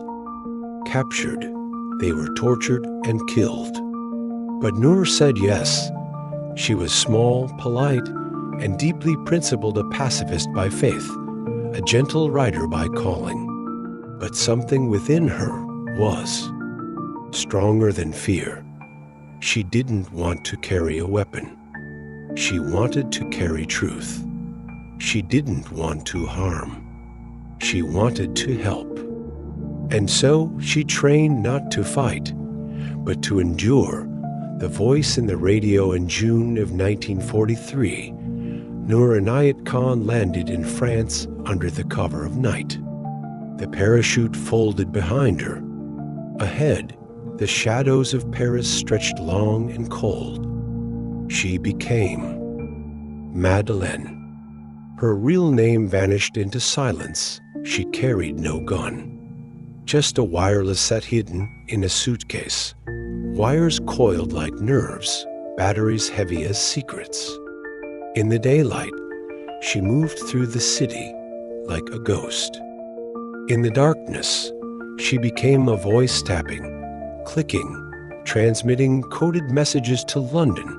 Her signals carried coordinates, escape routes, sabotage plans. Every transmission risked detection. The Gestapo had radio vans roaming the streets, triangulating locations. Each time she sent a message, she knew death could be just minutes away. She moved constantly from attic to cellar, rooftop to alley, adjusting her antenna under rain and stars. Her code name was Madeleine, but her spirit remained. Noor calm, focused, invisible. Most agents sent their final message within weeks. Noor lasted months. Her entire circuit, the Prosper network, was rolled up by the Nazis, one by one. Yet she refused evacuation. London urged her to return. She refused. She was the last wireless operator left in Paris. If she left, the line would go dark. The resistance would go blind. So she stayed. She ran through bombed courtyards, climbed cold stairs, typed messages with fingers numb from fear. She knew the Gestapo had her photograph, knew they were closing in. Still, she sent her messages, each one a whisper of rebellion. A hymn against tyranny, a prayer in code escape offered. Refused in October 1943, they caught her. She had been betrayed, her location sold for safety or money. They came for her with guns and handcuffs. They found her wireless, her notes, her maps. Still, she fought, clawing, biting, resisting with a fury they didn't expect. It took 4 men to bring her down. They took her to Avenue Foch, Gestapo headquarters in Paris. There, behind locked doors and heavy boots, they began their work. Interrogations, beatings, isolation. They wanted names, codes, addresses, anything, but Noor said nothing. For weeks they tried. She escaped once, nearly reaching the roof before they caught her again. After that, they labeled her highly dangerous. They chained her hands and feet, kept her in solitary confinement, beat her, starved her. Still, she didn't speak. The other prisoners never saw her face, only her eyes through a slit in the cell door. Quiet, watchful, steady. London tried to trace her, tried to confirm if she was alive. But her voice had gone silent. Then in September 1944, after nearly a year in captivity, Noor was transported to Dachau. She and 3 other agents were led through the gates. There was no trial, no ceremony. A German officer raised his pistol. Noor stood upright, her eyes open. She said one word, Libert, and then she was gone, a spirit in the wind. Noor Inayat Khan was 29 years old when she died. There is no known grave, no headstone to mark her resting place. Her body was burned, her name erased from the ledgers of those who killed her, but her story remained after the war. Survivors spoke of the silent woman with bound hands who never broke. Her courage reached ears in London, Paris, and beyond. She was posthumously awarded the George Cross and the Croix de Guerre.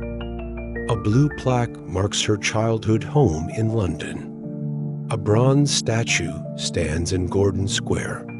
But her real monument is quieter. It lives in the stories whispered between sisters, in the quiet acts of defiance that go unseen, in the moment when someone stands alone and says, no. Noor believed in stories and their power to teach, to guide, to soften the world. She wrote tales for children, filled with light and wonder.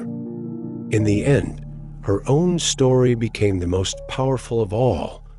She was born into peace and chose resistance. She was trained in silence and used it like a blade. She was offered escape and chose duty. She died nameless, but not forgotten, her signal.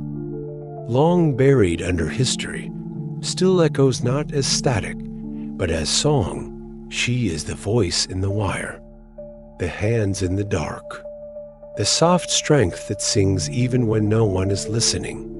She is Nur the spy who sang in silence.